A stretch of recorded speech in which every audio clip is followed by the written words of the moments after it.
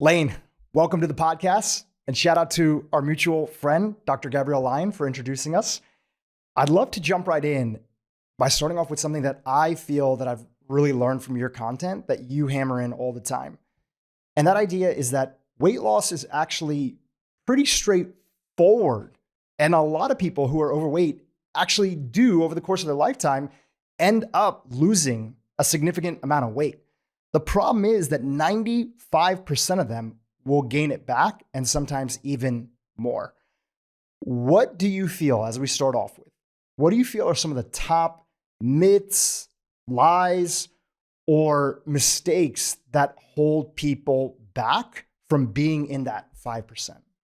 One of the biggest things is you mentioned that weight loss is very straightforward. And that's true. It's very simple. It is, people don't like to hear this, but it's calories in versus calories out. So you need to eat less calories than you expend over a period of time. And a lot of people have a problem with that notion. And I think most of those people just don't really understand that equation and the moving parts therein. And I can get into that. But, just because something's simple doesn't make it easy, right? People confuse simple with easy. It's simple, but the execution is not easy. I think I like to make financial examples. I think I read something the other day, which is 70% of Americans could not write a $5,000 check if they had to. And a lot of people are broke out there, live paycheck to paycheck, can't save money. I think everybody would agree that if you want to save money, that is, you need to earn more money than you spend. And those earnings can be your work, your side hustle, interest, all that kind of stuff. But you have to earn it somehow more than you spend. And you can believe that you are earning more than you're spending, but if you're not saving money, you have some expenses somewhere that you're not aware of. And for the same reason, I think a lot of people don't want to take a really hard look at what they're eating. I think a lot of people don't like taking a really hard look at where they're spending. Because if you look at it, there's that inherent personal responsibility there. And I think people confuse personal responsibility with shame and blame.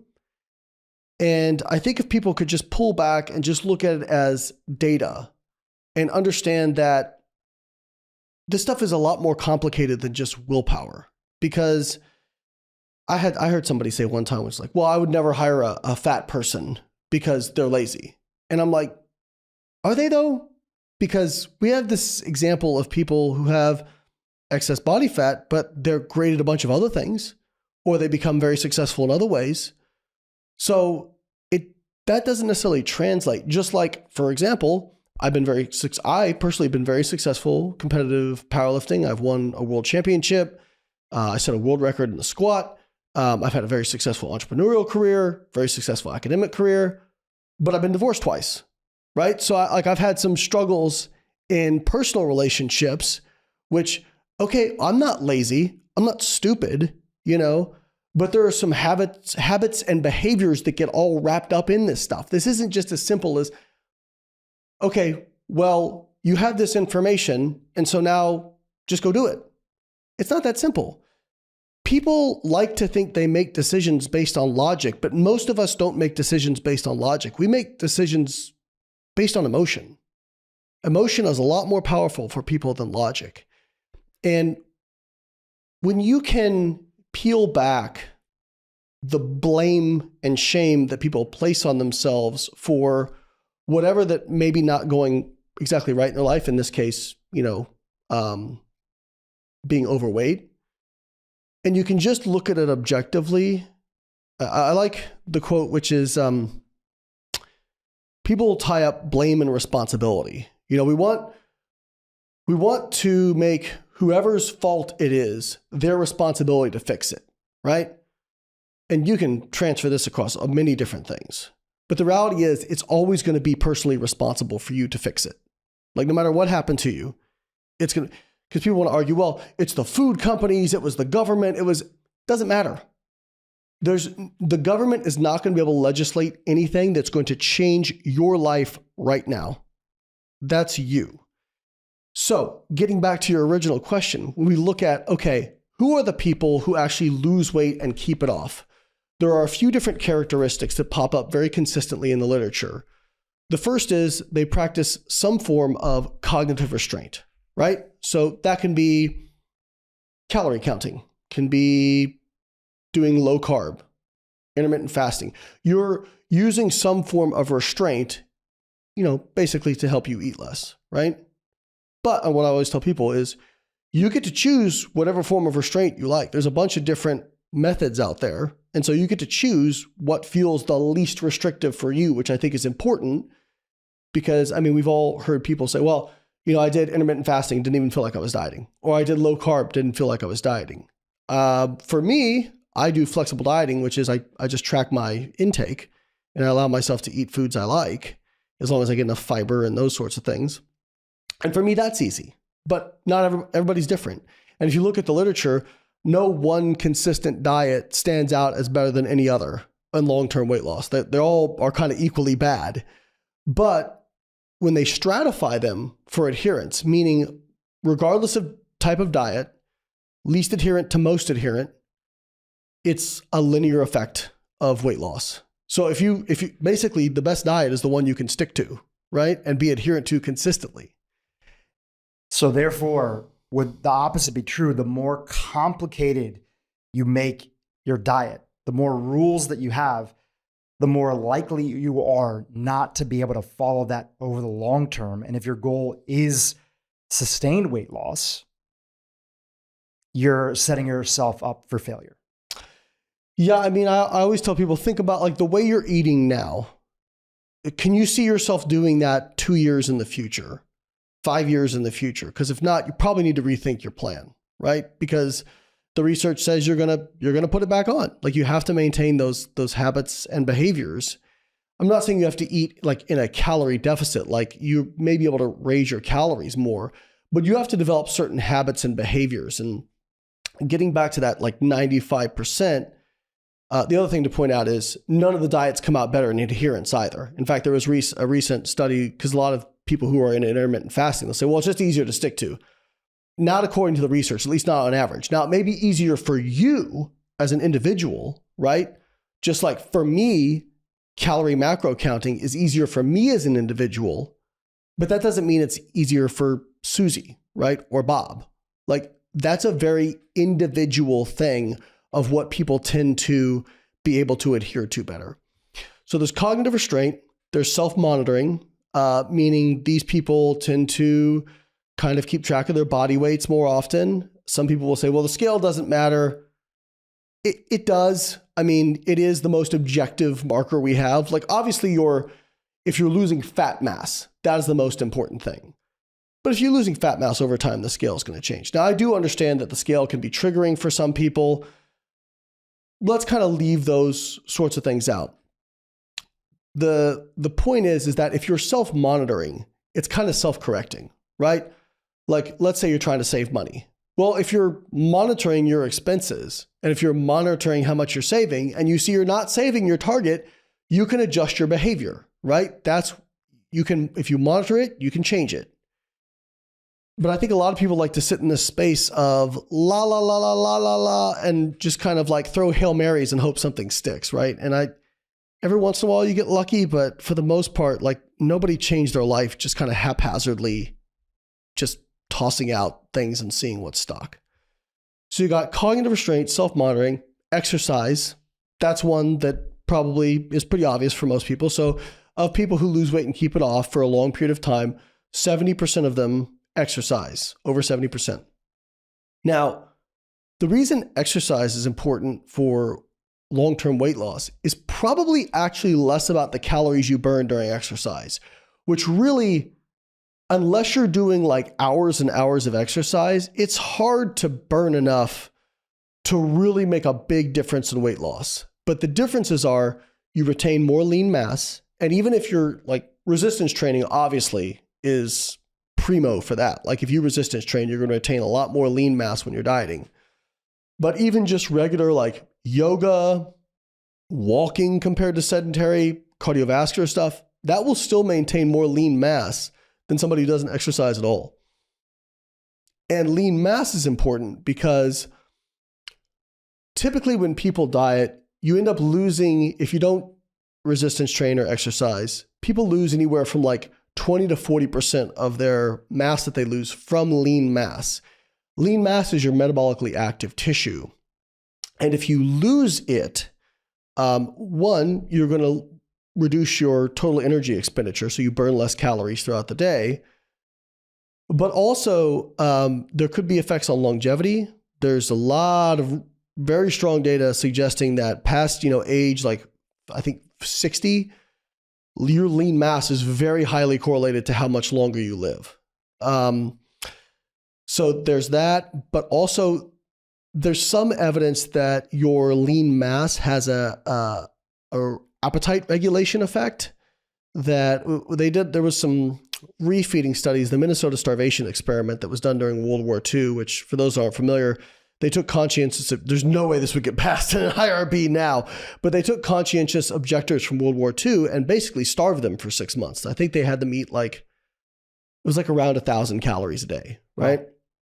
And these people, so for people who say calorie deficits don't work, there was no people who did not lose weight in this experiment. We're talking about a lot of guys and they all lost weight and they all lost about what you'd expect.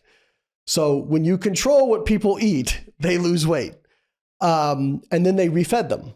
And then they looked at what happened to their physiology. And one of the things that was interesting is they noted that when they allowed them to start eating again, they had this hyperphagic response, meaning they ate way more than they needed, right? And they gained body fat really quickly. And their hyperphagic response continued even once they got back to their original body weight. It didn't stop until their return to their original lean mass.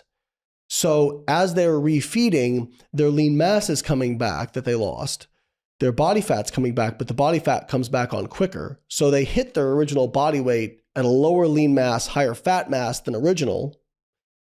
And they didn't stop overeating until they got back to their original lean body mass. So there's kind of this hypothesis/theory out there that maybe you have what are called protein stats, which is essentially like part of your nervous system, your brain appetite regulation that senses how much lean mass you have and tries to maintain that as well. So that's another reason exercise may be helpful. And the final reason is actually exercise helps with appetite regulation. There's actually a lot more data on this than people think. So there was a very classic study in Bengali workers in the 1950s.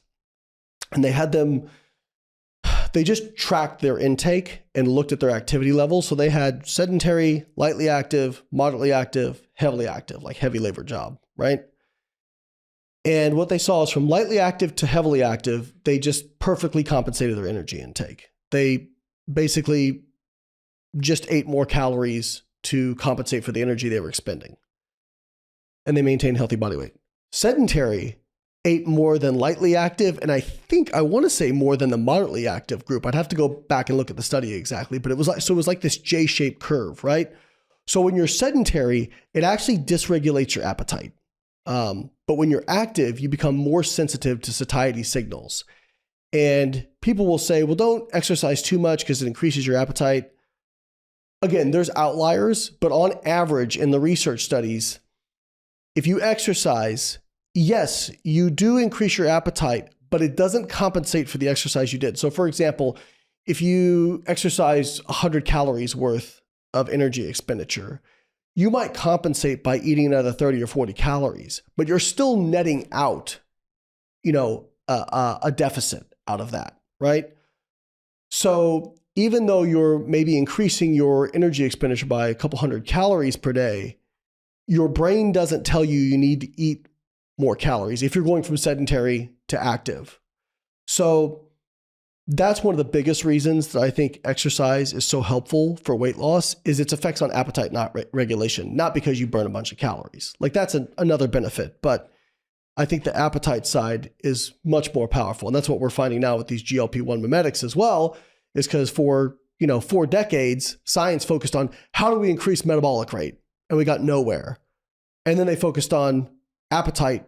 And then in 5 years, the entire game changed, right? Because appetite is by far the bigger regulator of body composition than energy expenditure is. To connect those things together, you had a social media post. I think it was from your diet app Carbon that helps people track macros and calories and other things, says 30% of fat loss is activity, right?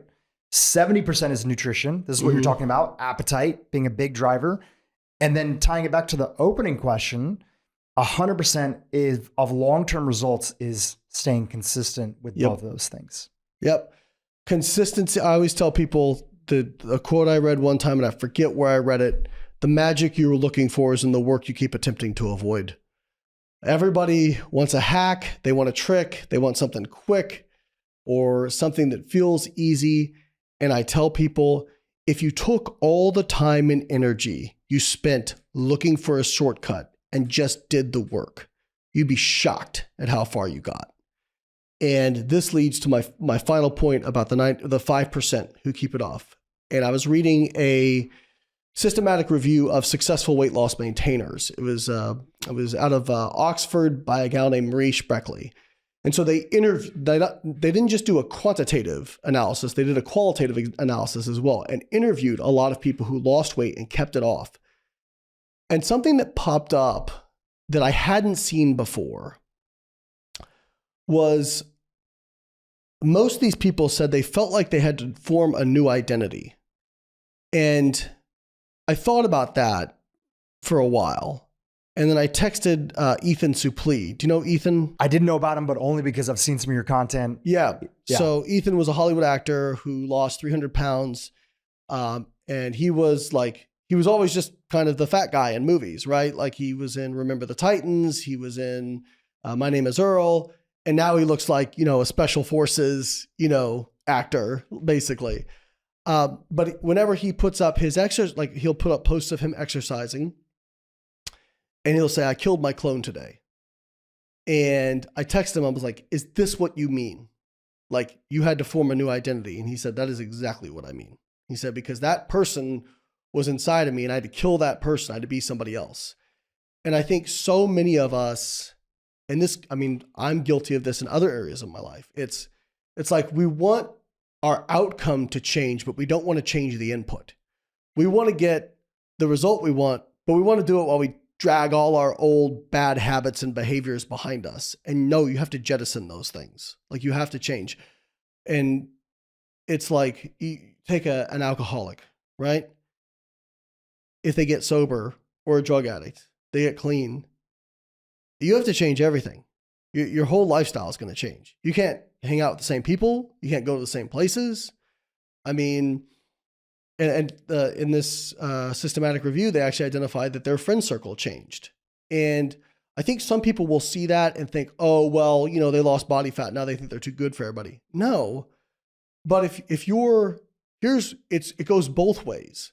So somebody is in a group of friends and they start trying to better themselves. They start losing weight.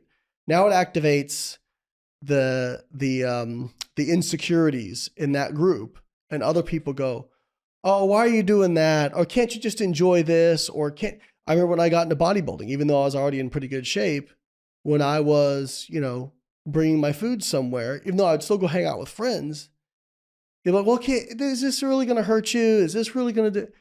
And it was like, why do you guys care? Like, I'm still here having fun. Why is this bother you guys? Right?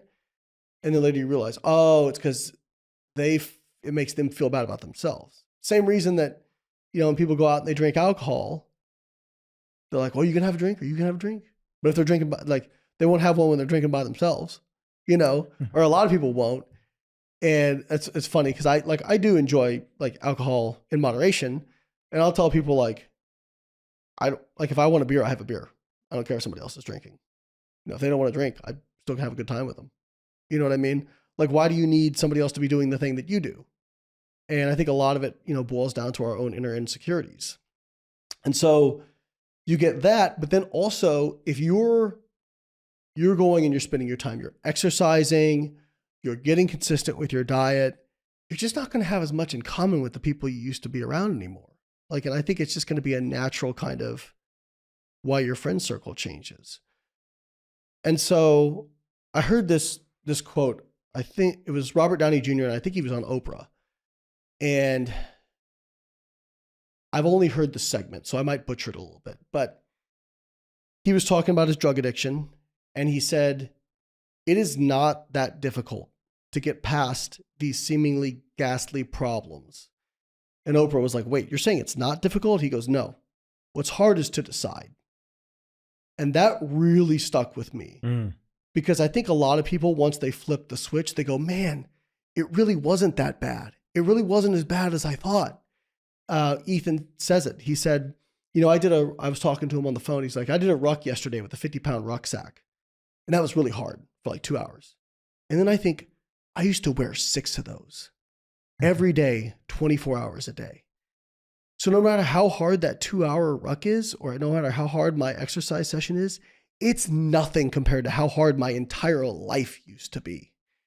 And again, when I talked to him about it, like what changed, he goes, I just got sick and tired of the way my life was.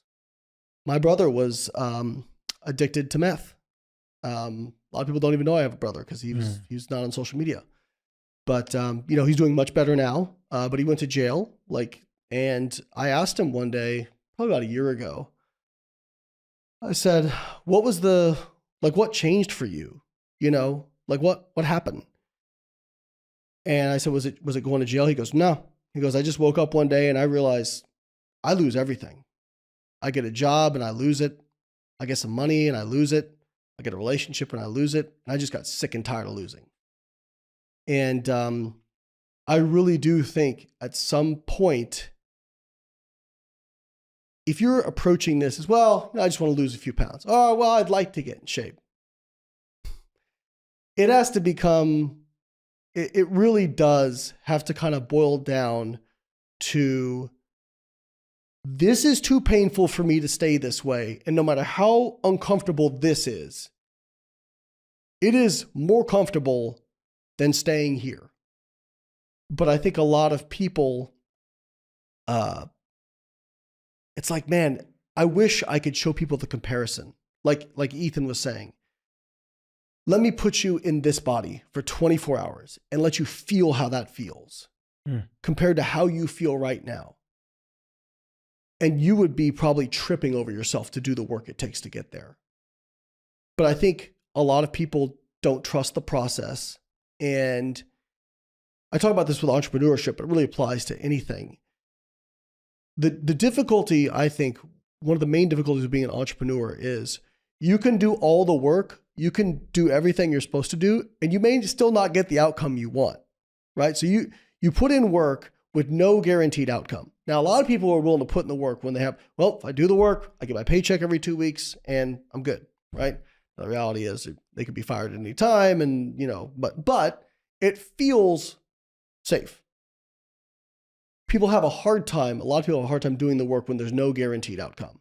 And I think that's how a lot of people feel with weight loss. And that's what's hard to get them to start. And I think social media has also made it more difficult because we don't normalize setbacks. We don't normalize, hey, there's going to be times when it sucks. Hey, there's going to be times when you screw up. That's normal. Like not the same thing, but I talk about it in powerlifting with injuries and pain that I've been through when I'm having a bad, week or month of training. I'm like, yeah, this week sucked. Here's what's going on. And I've had so many people say, man, thank you so much. Like I just, I see all these accounts and all they're doing is just like, it just seems like they crush it all the time. I'm like, nobody crushes it all the time. Like, and nobody has it together all the time either. Like, I promise you, the person who you think has it the most together in the entire world, who you look up to, they have times where they feel like they're a hot mess.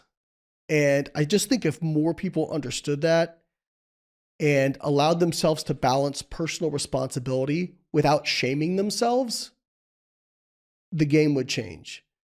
And for me, like I said, I can only provide my own personal anecdote, which I've never really struggled with weight. But I have struggled with personal relationships and I'm neurodivergent. I was diagnosed with ADHD when I was 6. My therapist, who I've worked with for 8 years, who had a PhD in psychology, she is very certain that I'm on the spectrum. And so there are certain things in personal relationships that have been really, really tough for me. And again, it was funny because I kept trying to like hack my way around stuff, right? Change the outcome without changing the input. And once finally my therapist got me to start doing the hard stuff, which wasn't even that hard, it was just journaling, right? And then doing little things like, hey, when somebody says something that is, hurts your feel, like it's okay to tell them, or it's okay to ask for what you need in a relationship, or like it's okay to have boundaries. Like when I actually started implementing these things, yeah, it was hard, but it was way easier than dealing with the downstream ramifications of not doing any of that stuff.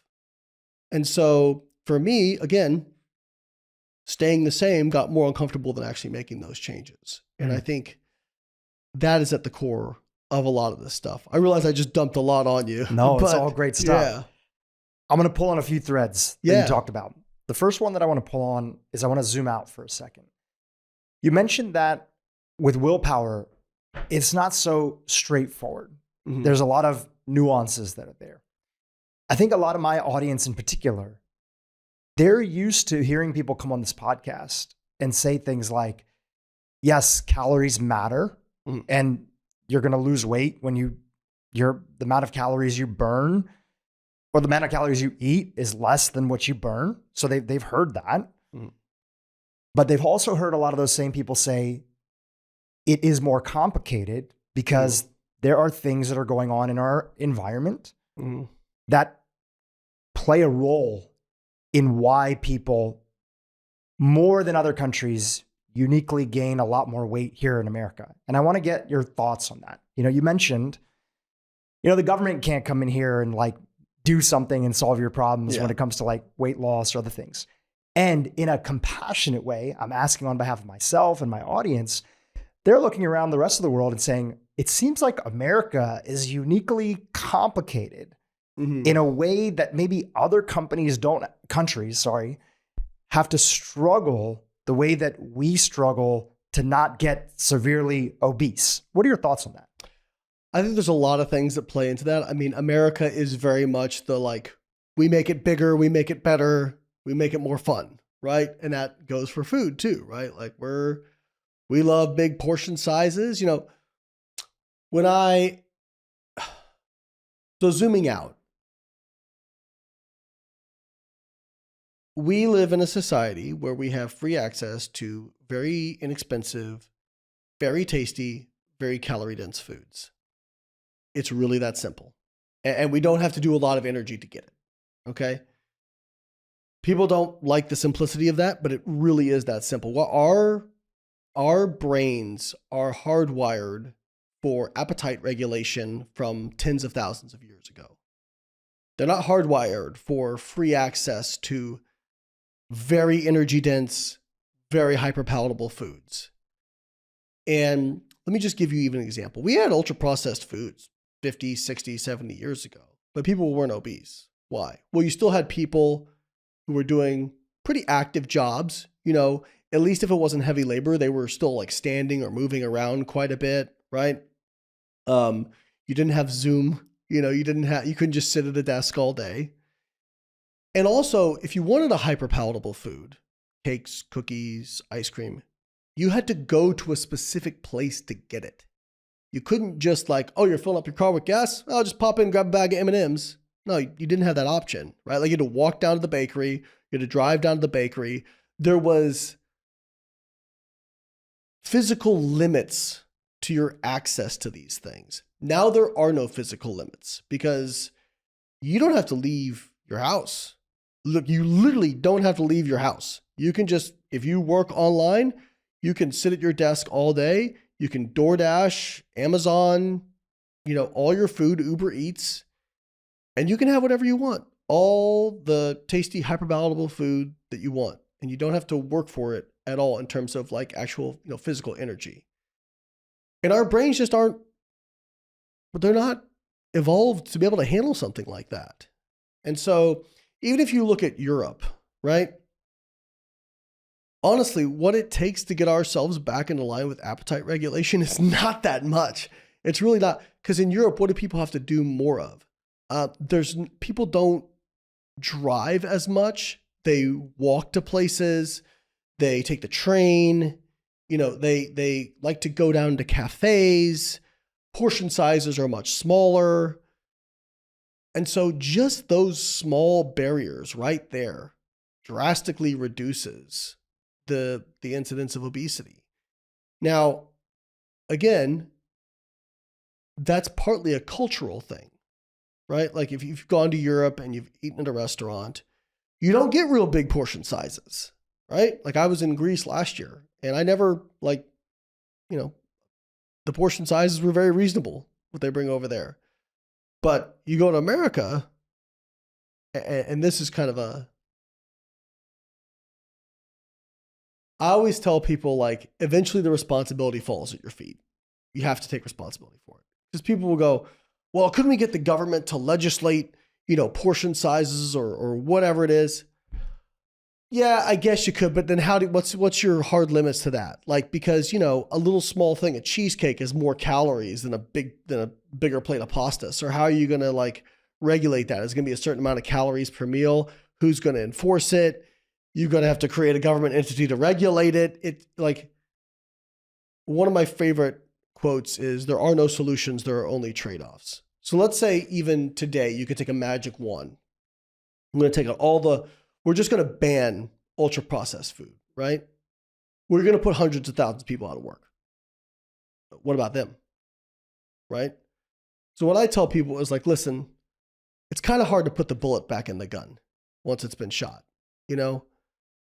What we need to do is teach people better ways of being able to live with this stuff. Try to lower the barrier to entry, because I think a lot of the hand-wringing about even starting a program is, one, people have paralysis by analysis because there's so many conflicting opinions out there. Because it's a lot easier to make money when you overcomplicate this stuff. Buy my program, do my course. Right. The three foods, special thing. The 3 foods making you fat. The avoid this ingredient. Those are all it's just like I said, people like sound bites, but it doesn't do a whole lot for changing people's lives. That's much more complicated in implementation. So I tell people, one, embracing the personal responsibility aspect of it, which is, it may not be your fault, and it probably isn't totally your fault, but it is going to be your responsibility to start making some different decisions. Now, people will say to me, well, don't these new weight loss drugs kind of reduce that? Yeah, they're great appetite regulators. And I'm very balanced on this thing. I think I have a very balanced view of this, because a lot of people in the fitness industry are very, very anti weight loss drugs. And I'm like, wait, so you're anti weight loss drug, but you have a link to a fat burner that doesn't really work in your bio for 10% off. Please explain to me how this math works internally in your mind. Okay. So basically, for those people who aren't familiar, GLP-1 is a hormone that is secreted by the gut that is a powerful regulator of appetite. Now, the problem with GLP-1 itself is it has a half-life of a couple minutes. And so things like semaglutide, which the brand name is Ozempic, Mounjaro, they modify the GLP-1 protein so that it stays around much longer. So I think the injections are weekly or something like that. So, and it's a very, very powerful appetite suppressant, very powerful, because in research studies, on average, people are losing 15, 20% of their body weight. That's very, very powerful. And I think what I've said to people is, I think that is great for helping people who have really struggled to make these lifestyle changes, because it's kind of forcing a lifestyle change. You're eating less. And again, people who want to deny calories in versus calories out, they say, well, I couldn't lose weight, but then I started taking Ozempic and my metabolism was slow. Well, GLP-1 doesn't act on your metabolism. It doesn't increase your metabolism. It acts on your appetite. So calories do matter. This is not magic. It's making you eat less.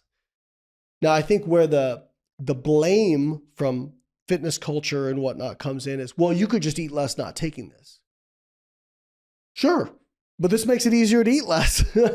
And I think my concern is that if you go from a crappy diet to eating a smaller amount of a crappy diet, if you're not prioritizing protein, fiber, those sorts of things, then sure, you'll lose weight, but you're not getting all the health benefits that you could possibly be getting. And if you're going to have to stay on these things indefinitely, because if you stop taking them and you don't change your habits in terms of like your food selection and whatnot, you'll go right back to being how you were before. I know there's a lot of like worries about, well, causes people to lose lean body mass. I don't really think that's the case. The research studies shows a similar amount of lean mass loss with using these drugs compared to people who just diet but don't exercise. My guess is if you add exercise to it, it's going to have a similar effect. So really, like I said, you lose 25 to 40% of weight from lean mass if you diet and don't exercise. The studies, you lose about 30, 40% of your body mass from lean mass if you don't exercise using GLP-1 mimetics.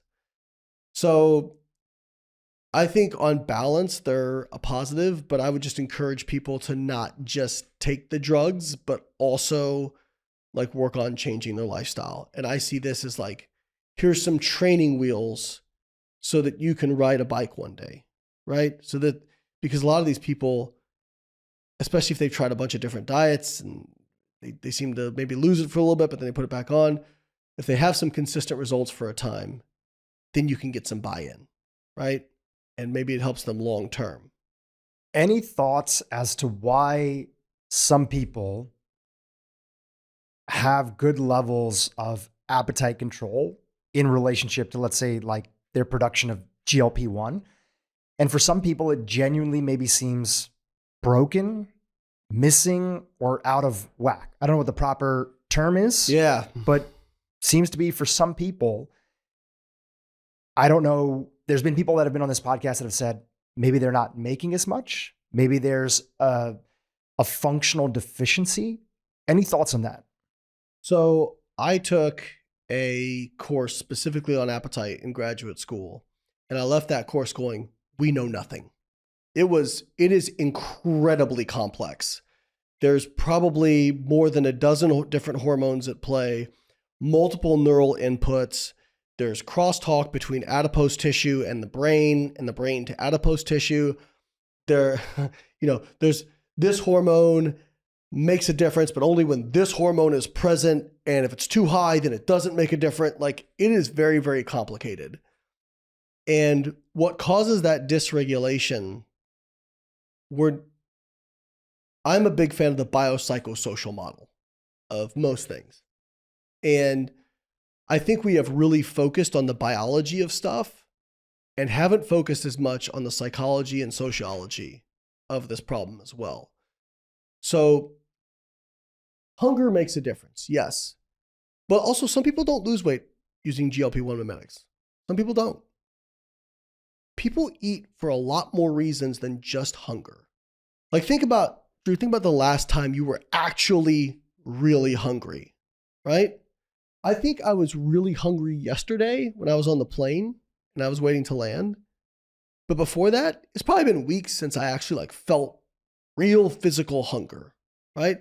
Because we eat for different, well, it's breakfast time, it's lunchtime, it's dinner time. Or, well, I'm in a group setting. When was the last time you went to a social event that didn't have food? You probably can't remember, right? Dinner plates in the 1800s, like that big. Now, that big. Clean your plate. Finish food. There's starving children in Africa. People who have trauma in their background. There was a study looking at obese women. They had a 50% higher rate of having sexual assault trauma in their background than normal weight women. People who are obese have tend to, on average, get a higher reward from food than people who are not obese. So this is a very complicated issue that I think what bothers me is when people go, well, it's this one thing that you're eating the wrong breakfast, or it's this one hormone. No, it's a lot of stuff. I don't know this specifically, but I would doubt that obese people have lower levels of GLP-1 on average. I think that these drugs are so powerful that it really it's able to override a lot of that circuitry, essentially. Like, kind of drown it out.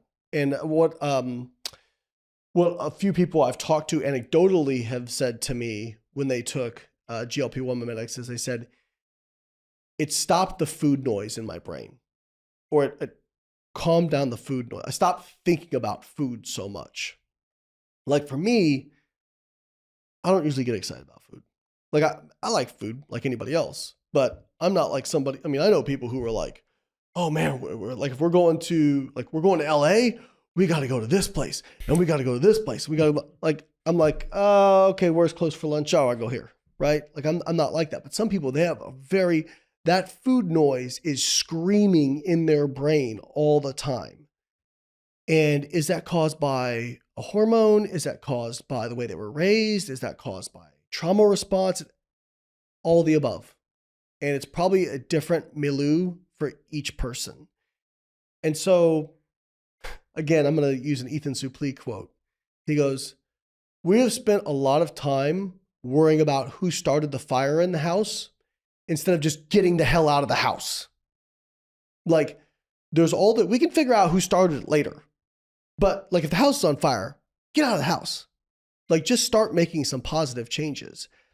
And again, I know and one of the reasons I do a lot of the content I do is because there is a lot of confusion out there. People feel like, well, this documentary said that these foods are bad, but then this documentary said these foods are bad. They're all compelling and I don't know who to believe. Okay, but if I put down a plate of burgers and fries and cheesecake, and then I put down another plate with fruits, vegetables, and lean meats, you know which one is more conducive to weight loss or maintaining a healthy body weight. You know. So maybe you don't have the perfect plan. You haven't got it all figured out. Start. Honestly, like if people were just willing to, what was the quote I heard? Wade into uncertainty. If people were willing to wade into uncertainty. And I'm sure, again, as an entrepreneur, a self-described serial entrepreneur, if I'm wrong, please tell me, but the people who make it in entrepreneurship are not the people who plan. Yeah, like have a plan, but at a certain point, you just got to go. Like you just got to go because there's going to be things that you can never foresee no matter how much you plan. They're going to pop up and smack you in the face. And you have to deal with them when they come. But that's how you learn. That's how you get better. That's how you grow. That's how you actually make something awesome. I think I heard an interview from Mark Zuckerberg who said, they asked him what mistakes entrepreneurs should avoid. And he said, don't even bother trying. Just be ready to learn from them when they happen. And I would say the same thing with weight loss in your health journey. Like just go and start making some choices. Like some of the stuff to do. Start doing it. Stop waiting for the plan to be perfect and go as imperfect as you are. And when things come up, you learn. I mean, a lot of what we do with our Team BioLayne one-on-one coaching clients is we always say like coaching is good coaching. You have to have accountability and empathy. They need to be both and, right? Because if it's just accountability, if you're the drill sergeant, just like, well, you were supposed to do this and you did this. Well, what happens? Well, people, they feel ashamed. And so then they stop being honest with their coach because they don't want to get upset. They get them in trouble. But if you're just empathetic, so, well, I understand it was so hard. Then there's no impetus for change, right? So what you need is somebody who says to you, and I had this conversation. I only have like 4 or 5 clients who I've had for a long time now. But I had this conversation with a client the other day. I'm like, because they missed a couple workouts. And I said, hey, listen, totally get it. But you have said this is a really important goal for you. This is a big priority for you. And so if you decided to skip those workouts because you decided, you know what, that actually has more priority for me right now. Like, I don't know what it was, but I'm like, but, it comes at a cost, and you have to decide, like, it's not my job to tell you what you should do with your life or what should make you happy, but it is my job to reflect back to you the goals that you have told me are important, and then make sure that your behaviors are in alignment with those goals. So if you're saying that this isn't a big goal for you anymore, that's fine. We can pivot, but if this is a big goal for you, then you have to prioritize accordingly, right? And maybe that means we need to think of some new ways. Maybe we need to, look at where we can save you some time, whatever. And so I'm holding him accountable, right, for the workouts he missed. But I'm not saying he's lazy. I'm not shaming him. I'm saying, okay, so we had this thing happen. How do we learn from it? How do we make it so that we can get you back into alignment with those goals? And one of our coaches had a great line. She said, if your behaviors are consistently not in alignment with your goals, you need to change the behaviors or change the goal. One of the two. And I think there's not as much honest conversation around that as there probably should be. So pulling on that thread a little bit more, a statement that I'm sure you've heard many times, maybe your coaches have heard this, I'm sure too, is, Layne, I've tried so many different things, and I've tried the eating less thing, and it just doesn't work. I'm not losing weight, or maybe I'm gaining weight. If you took that approach, the empathetic and the accountable approach for that individual, what would you tell them to try or think about, especially somebody that has not really worked with a coach or done tracking or done some of these other tools before? Somebody has to be coachable, first of all. And I say that as somebody who, like, for the first probably 2 years, again, I'm using my personal relationship experience and my struggles I've had with that. The first 2-3 years of therapy, I just basically wasted my time because I was just venting the whole time, right? And then finally, again, I had a great therapist who said, Layne, do you just want to vent, or do you actually want to get better? I was like, but it really woke me up as to, okay, I'm not actually being coachable if I'm not actually making changes, right? And so I think if somebody is not willing to accept personal responsibility for what they can do, it's going to be really hard to produce a different outcome, right? And so I say that because I've been around a lot of people who say, I can't lose weight. I've eaten 1,000 calories per day, et cetera, et cetera. Listen, there are outliers, but I will tell you that based on the scientific research, for example, the greatest decrease in metabolic rate we see from, like, for example, hypothyroidism is about a 25% decrease in BMR, which would make it more challenging to lose weight, but you're talking about a couple hundred calories per day. Okay, again, more challenging, right? But not impossible. And you can get treatment for that, right? Like you can get that back into alignment. And so many of the people who say that they've tried low calories, and I know I'm going to get some comments on this, but it's okay. I have this problem where I've got to tell people the truth, no matter how much they hate it. So if we look at some very classic studies in nutrition, I'm thinking of a study from 1992 where they recruited people who said they could not lose weight eating 1,200 calories a day. They specifically looked for people who said they couldn't do that. They put them in a metabolic ward and they tracked everything they consumed. And they tracked their physical activity and their energy expenditure, right? Which is their amount of calories they burn per day, because they can directly measure this in a metabolic chamber. They tracked their BMR, like they tracked so many things. The average underreporting in the study was 53%. People were eating 53% more than they reported. And the largest variance in their metabolic rate, I think, was 30 calories. In terms of they their metabolic rate was 30 calories higher or lower than predicted. I think it was higher. So like if people say like, hey, I have a slow metabolism or a fast metabolism, there wasn't that much difference in this study. No. And if you look at like large population samples of metabolic rate when they do like BMR studies, your amount of lean mass explains about 80% of the variance in your metabolic rate. Like it's mostly your amount of lean mass you have.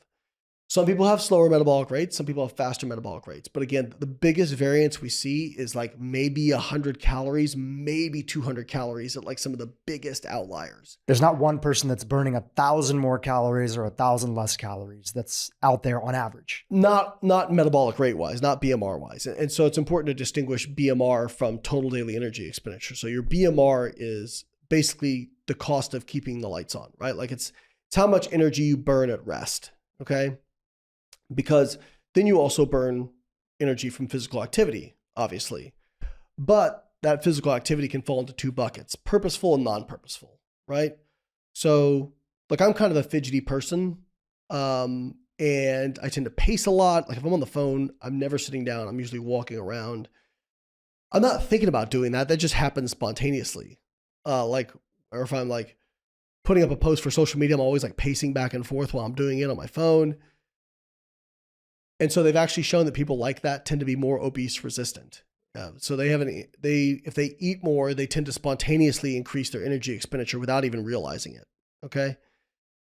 People who are obese resistant or people who are obese prone tend to not compensate their energy expenditure by moving more spontaneously.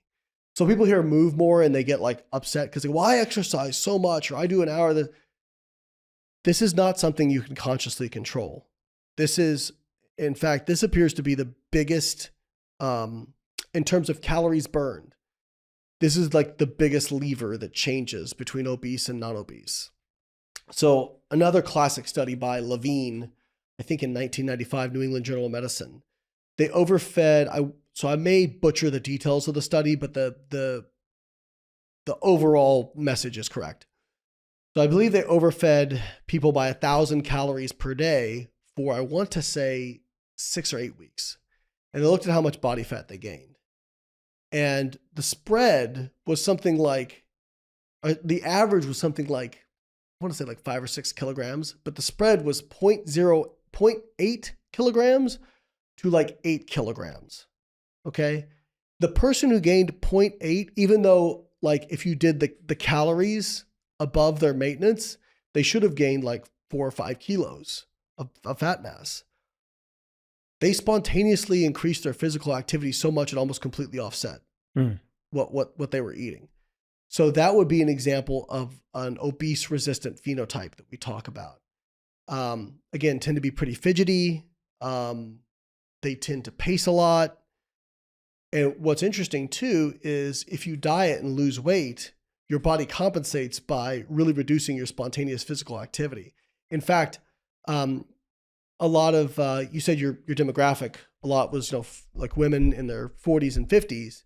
I know a lot of people will say, well, after menopause, my metabolism slowed down. The studies don't really show that. Your metabolic rate stays pretty consistent based on your lean mass. What probably happened was you're sleeping less, you don't feel as energetic because of these hormonal shifts, and without even realizing it, you became spontaneously less active without even realizing it. And because you're sleeping less, maybe you're hungrier the next day and you're overeating calories. Yep. And here's the other thing. So one thing I didn't bring up from the successful weight loss maintainers that I think is important to point out, they don't really snack. People who successfully lose weight, they don't snack much. And here's why. People remember their meals. They don't remember their snacks. That is a pretty consistent effect in the literature that people who snack have a hard time losing weight. It's not from anything metabolic or anything like that. It's just snacking tends to be an unmindful behavior. You're grabbing a handful of chips, you're grabbing a handful of nuts, you're, whatever, you're watching a show and like kind of snacking throughout. Whereas a meal, you're sitting down for a defined period of time, you're focusing on that. And they've actually done studies to show that if you focus on the food you're eating, think about it while you chew it, it actually has a better satiety effect than if you're like watching TV or something while you do it. And so that mindfulness is very important. And so I think all this stuff is so interconnected and difficult. But if we look at the research studies, the idea that we could explain this stuff from slow metabolism, maybe you have a slow metabolism. It's possible, but you'd be an outlier. It doesn't explain the obesity epidemic. It doesn't, not even close, because when they look at obese people and whether it's type 2 diabetic or non-type 2 diabetic, all of them have a greater metabolic rate than people who are normal weight. But they also tend to have more lean mass. And so if you adjust for their lean mass, basically most of the studies say they either have the same total daily energy expenditure and metabolic rate as normal weight, or maybe just a little bit more. So this is the opposite of what researchers thought they were going to find in the 90s when they started measuring this stuff. They thought they were going to find, okay, obese people are going to have, much slower metabolic rates. And they found the opposite thing. And so again, it's the appetite side of things, which sounds, again, people don't like hearing that, because what they hear when they hear calories in, calories out, they hear you're lazy, you're a glutton, you're a sloth. But that's certainly not what I'm saying. What it's saying is, for your given level of total daily energy expenditure, you consumed more calories than you were expending. And so you gained weight. But why that happened can be very complex, as we've just discussed. And so, again, I'm more like, okay, let's focus on getting out of the house and figuring out how the house fire started, right? And so I'm looking at, okay, where can we start to make some small changes to really get you more aware? And one of the things I do sometimes is, hey, listen, I don't think everybody should track their calories. I don't. And I think for a lot of people, it's not a sustainable way of doing things. But just like if you've been having a hard time saving money, if you sit down and you really go through your expenses, it is a very educational experience. And you go, whoa, I didn't realize I was spending that much money on that. And I thought I canceled that subscription. And but a lot of people don't want to do it. I've been guilty of that. I'm like, I don't want to see what I'm spending money on, because then, we tend to like beat ourselves up and shame ourselves. And if you can just pull back from that and go, okay, I wasn't aware of these things. Now I am, and now I can make different decisions, rather than beating yourself up over what you did. I think so many people, myself included, have a hard time balancing taking responsibility without beating ourselves up. And if you can walk that line, it really is a game changer in behavior change. And so I tell people, I'm like, hey, listen, I don't want you to change anything. Do exactly what you've been doing. But for 1 week, if a piece of food goes in your mouth, I want you to put it on the scale. I want you to weigh it. Now, what almost always happens is they lose like 2 pounds that week, because when you monitor things, it changes behavior. And that goes right down to physics. I mean, we know if you monitor particles, they change the way they behave. I believe it's the Heisenberg uncertainty principle that kind of like showed that. And so, of course, when you monitor humans, they change their behavior. When you monitor yourself, you change your behavior. It's the same thing if you were tracking your expenses and all of a sudden you're like, do I really want to spend $4 at that Coke at the airport? You know what I mean? I'll just go to the water fountain, right? And so people usually come back and say that, or they come back and they say, oh my God, I can't believe, I thought I wasn't eating that much. But like when I actually like put out like how much salad dressing I was using, how much oil I was putting on the food I was cooking, like when I grabbed a handful of chips, how many calories are in that? I always tell people confuse, I don't eat that much, of the visual of their food with the caloric density. You're confusing the volume for the calories. Exactly. If you want to be depressed, go weigh out a serving of ice cream. It barely occupies the volume of, it probably doesn't even occupy the volume of this water here. Okay. It's like a scoop, right? A small scoop. Right. If you have a bowl of ice cream, you're having probably 3 to 4 servings of ice cream. a bowl of cereal. Like if you have one of your like pretty big bowls, it barely covers the bottom of the bowl, right? A serving of peanut butter, well, I do. I had one gal, I remember this. She messaged me on Instagram. Never forget this conversation. She's like, I'm eating 1,600 calories a day and I can't lose weight. I said, okay, well, we talked a little bit, and it turns out she was doing volume measurements for her food. So she would, do, okay, quarter cup of oatmeal, grab a quarter cup, right? Or do tablespoon of peanut butter, tablespoon, right? I said, okay, I want you to do exactly what you're doing. I just want you to weigh it now. She was like, oh my God, I'm eating 2,700 calories a day. After one day, she came back. And I'm like, there you go. But if you actually do it and you don't beat yourself up over it, it's kind of relieving because you go, oh, I'm not broken. I wasn't aware. A lot of people don't even know, like alcohol has calories, right? Like they go, well, I'm just doing shots of vodka. Okay, well, a shot of vodka has 60, 70 calories in it. Okay. A glass of wine only has, my favorite is people go, well, I drink Mick Ultra, only has 2.5 grams of carbs. Okay, but it still has 95 calories. Now do the math. Well, 2.5 times 4 is 10. So where do the other 85 calories come from? Well, they come from alcohol because alcohol, ethanol, is 7 calories per gram. And a lot of people aren't aware of that. Also, again, like boiling down to people pour a glass of wine. Do you know what the difference when one of those big wine glasses of a 5-ounce glass of wine versus like a 12-ounce glass of wine looks like? You can't even hardly visually tell the difference. And so, again, when you put all this stuff together, when I really get down to the nitty-gritty, the vast majority, I don't want to say all, but the vast majority of people who are saying that they have slow metabolisms or saying they can't lose weight, the reality is they're probably getting calories somewhere that they just aren't aware of. And then on the other side of that same study from 1992 I was talking about, they found that those people overreported their physical activity by about 47%. So you're underreporting your calorie intake by 53%, overreporting physical activity by 47%. But people do the same thing with debt. I think the statistic was the average American underreports their debt by like 150%. Just to be clear, you said debt? Debt, yeah. Yeah, financial debt. Because we always look at things through rose-colored glasses and we're always the hero of our own story, right? So just to say it like pure and simply, if you're a person that's out there that is gaining weight, there's no way to gain weight without consuming more than what you burned. Is that accurate? I mean, there's ways that you can gain it in the short term that aren't from calories. Like, for example, if you eat a really high salt meal or something, the next day you might be up on the scale, right? Because you're retaining more water? Yeah, but if we're talking about like...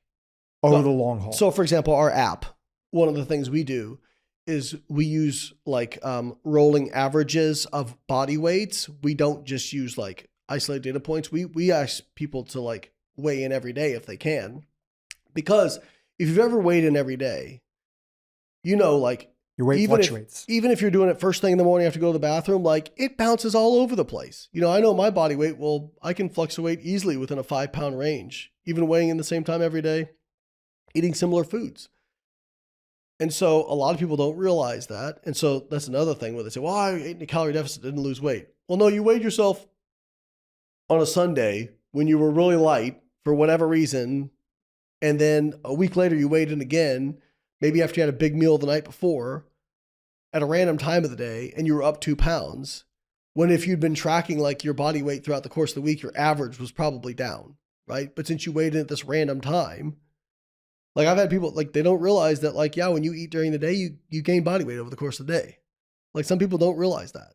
And weight fluctuations actually in that systematic review of successful weight loss maintainers, weight fluctuations were actually a big, what did they call it? Kind of a roadblock for people. So they would get frustrated and quit because of weight fluctuations.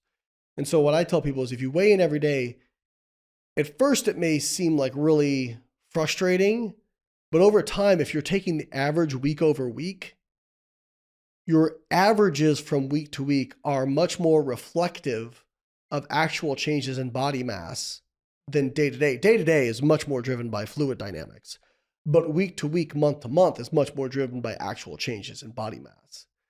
And so if I would restate that statement, on average, let's say over the course of the year, you look back on the last year and you're like, you know what? I gained 20 pounds and I didn't want to gain that weight.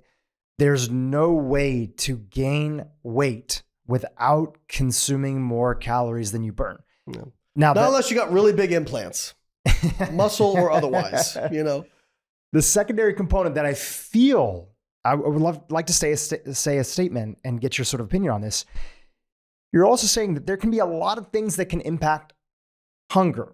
Like you mentioned that people could not be sleeping well. I had a friend that had sleep apnea for years that was untreated and finally got on a CPAP machine and noticed that he dropped in that month like 10 pounds because he's sleeping better. But that's ultimately whether it's somebody doing something with their hormones or they're sleeping better or they're optimizing some other area of their life, changing their friend circle, whatever it is, those things can impact hunger. But ultimately, they all come back down to you're eating less calories over the long haul than what you're burning.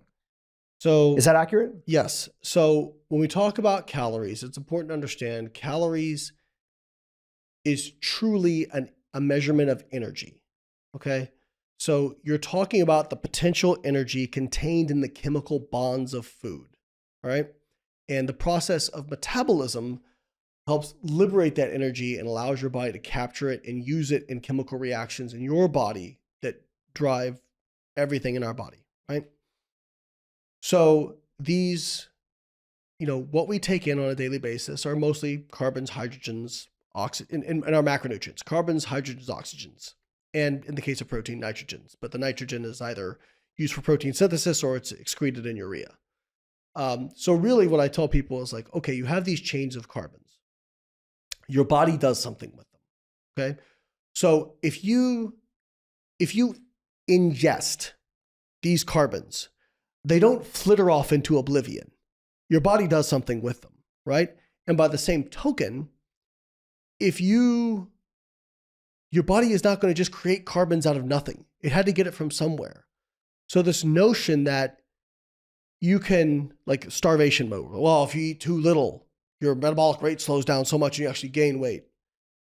I'm not, not to sound trite, but I'm not aware of any concentration camps that our Allied soldiers visited where they found obese concentration camp victims.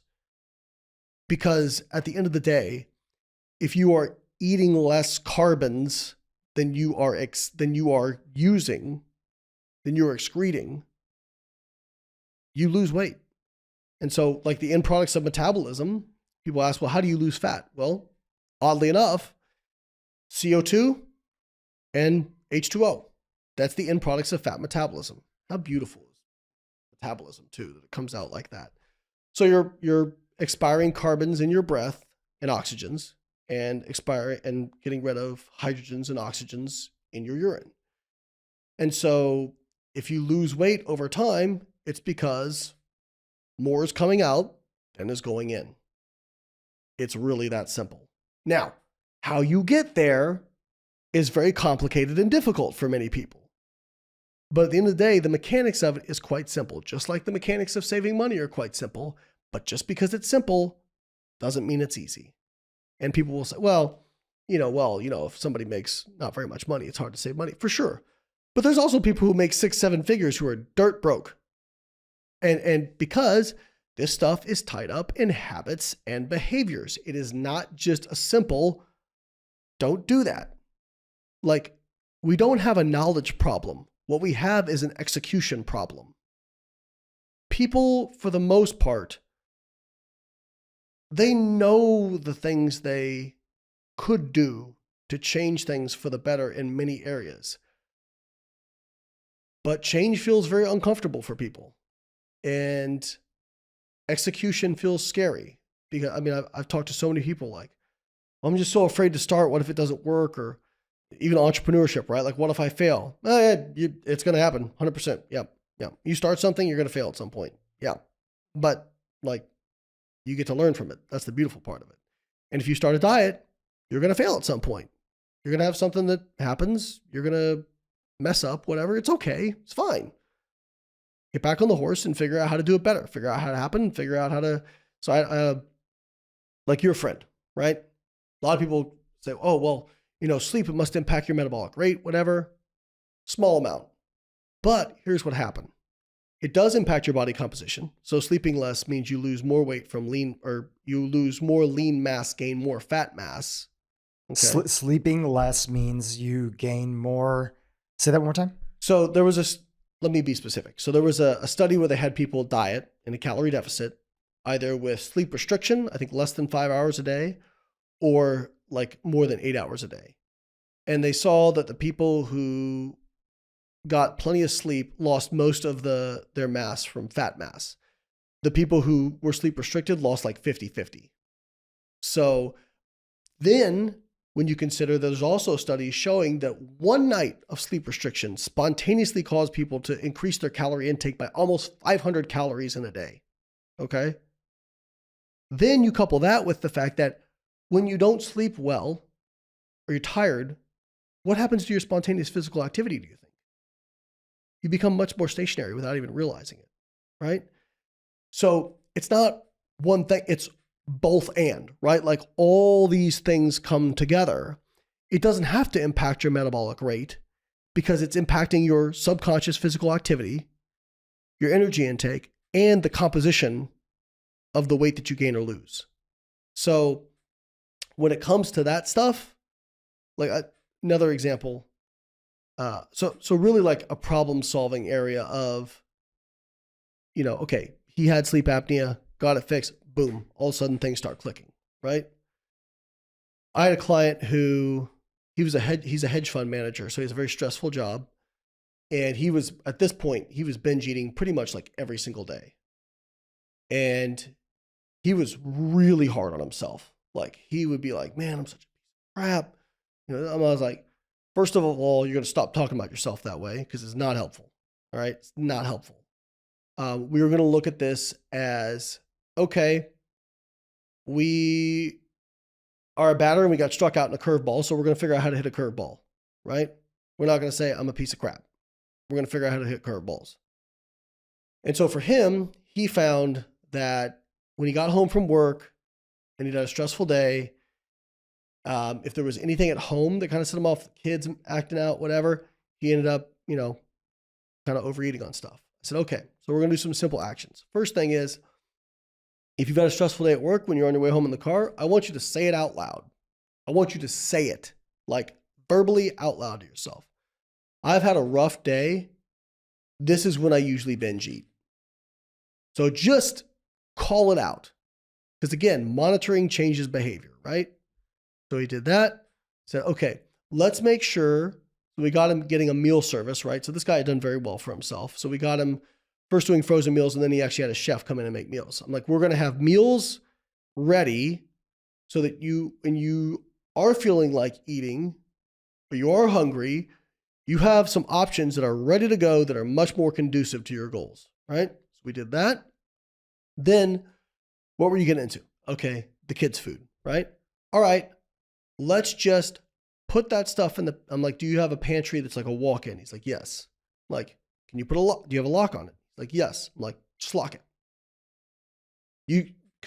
It's just one barrier. It doesn't stop you from getting into it. But now you got to actually go get the key and open it, right? And when you put those like little tiny psychological barriers, we talked about ultra processed food was available back in the 50s, but you had to walk to the bakery to get it, right? Bakery might have been 5 minutes away, but still it's a barrier, right? And there was one bakery in town, not 15. Right. But it's just creating those small barriers. And I'm like, and so he also had trouble with eating at night. Like he'd wake up and go eat. I'm like, okay, lock the door to your bedroom on the inside. So you've got to unlock it when you get up, and just put a little Post-it on the fridge and just say, am I really hungry or am I just coping? or something of that nature. And over the course of 6 months, so again, like there's no shame here. I'm not beating him up about it. I'm saying, okay, we'd hit a stumbling block and then we'd figure, like these tools we developed were over the course of, several months. This wasn't just all at once. He lost, over the course of a year, he lost like almost 40 pounds, I want to say. And he got to the point where he might have had a binge session like once every couple of weeks, right? And he one day he was still being really hard on himself. And I'm like, hey man, if I showed you where you're at now compared to where you were 9 months ago, would you take that? He's like, oh yeah, I take that all day, every day. I'm like, so I get that you don't like it when this happens, but like, dude, be proud of yourself, man. Like you come a long way. I think a lot of people, when they have those, what they feel like shameful behaviors, and like binge eating is one of like, people feel so ashamed about that. They just feel out of control, no control over their body. The idea that you're going to be able to take something that becomes so hardwired and just flip a switch and it goes away. When it comes to like alcoholism or drug addiction, you can kind of cut gambling. You can kind of cut those things out of your life. Pornography, you can cut those things. There's ways you can put actual hard barriers against those things. Food, you can't really put a hard barrier against because you got to eat, right? So imagine, it's not the same thing, but imagine being an alcoholic saying, well, I don't want you to drink too much, but you got to drink like 3 times a day, or 1 or 2 times a day or whatever it is. That's pretty tough, right? Because in some ways, abstinence is easier than dealing with moderation, right? And so I told them, I'm like, hey, listen, what we're looking for here is consistent improvement, which you've done, okay? The idea that something that became so hardwired for you for so many years that you're just going to flip a switch and it's going to stop. Human brains don't work that way, okay? Maybe at some point you get to the point where you don't do it anymore, but I bet you will still have that compulsion every once in a while to do it. You're just going to get better at managing it, right? And so I say that because I think it's really important for people to understand, to normalize like, hey, these feelings are normal. This stuff, these things you struggle with are normal. I bet every single person, if we broke them down psychologically, has some sort of, I don't want to say addiction, but compulsive like behavior that they struggle with, And so the idea that you can just get rid of that, I don't know if that's the case, but you can get better at managing it and get it to the point where it doesn't, control your life. And so what I'll tell people is like, don't let the idea of perfection be the enemy of really good. And I see so much of that.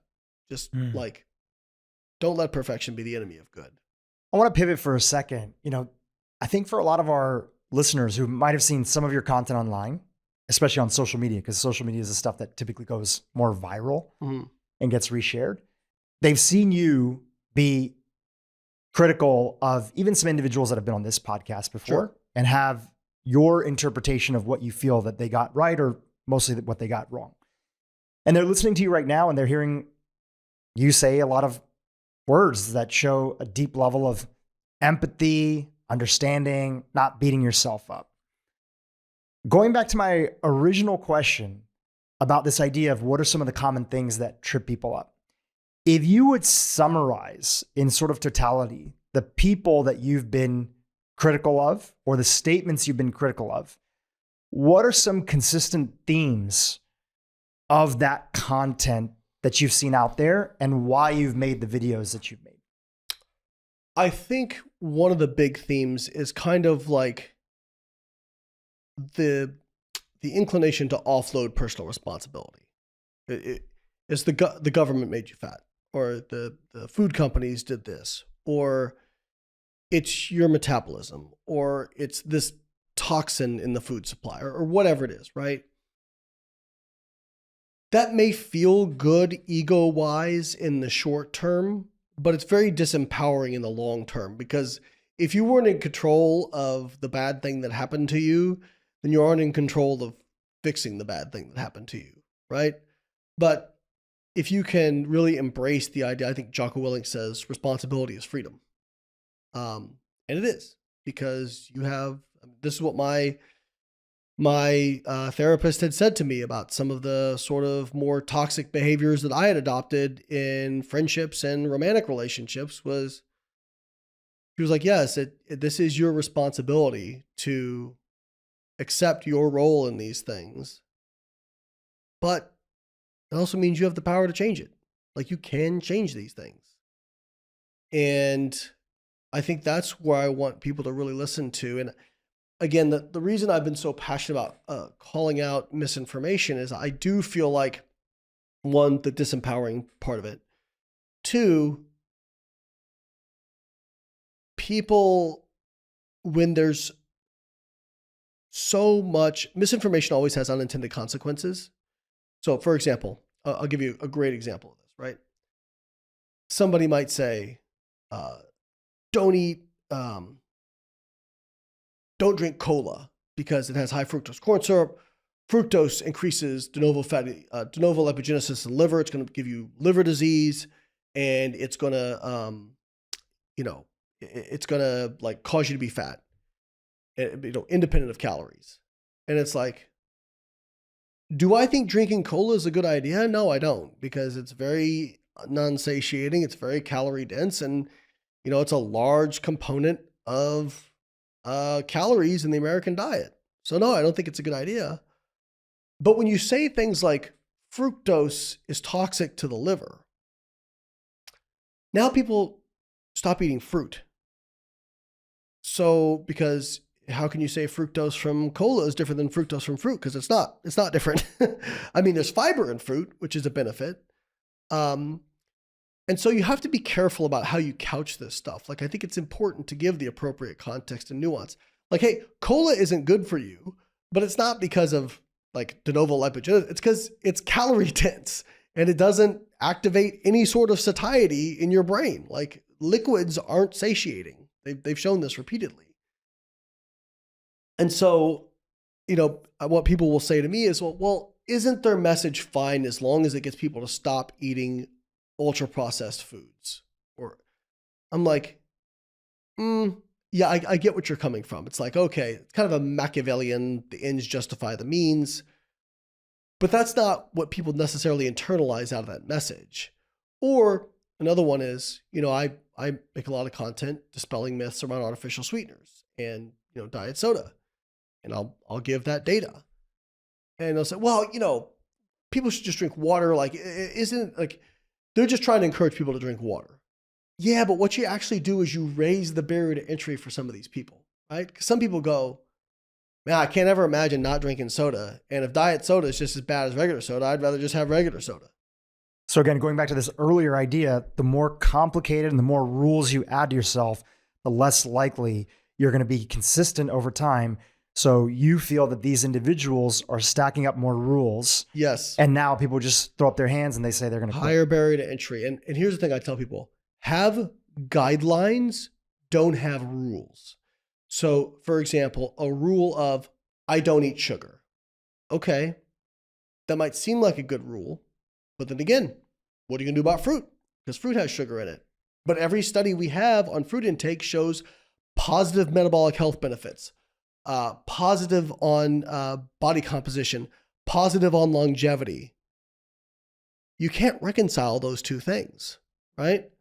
But if you have a guideline of, well, I try to limit my added sugar intake, that's different, right? Because you're limiting calories and you're holding open the idea of, well, not all sugar, not all sources of sugar are the same, right? A guideline or a rule might be, I don't eat processed foods. That probably sounds like a good guide. Probably sounds like a good rule. But then you consider something like, well, whey protein is processed. And there's a bunch of studies showing that whey protein can help with body composition, lean mass, inflammation, metabolic health, even antioxidant status, if you're talking about whey protein concentrate. And so it's like, okay, well, maybe the guideline is, in general, I try to avoid processed foods. But let's not make it a rule. Because if it's a rule, it causes people to, when it's a rule, people do weird stuff. When it's a guideline, it's different, right?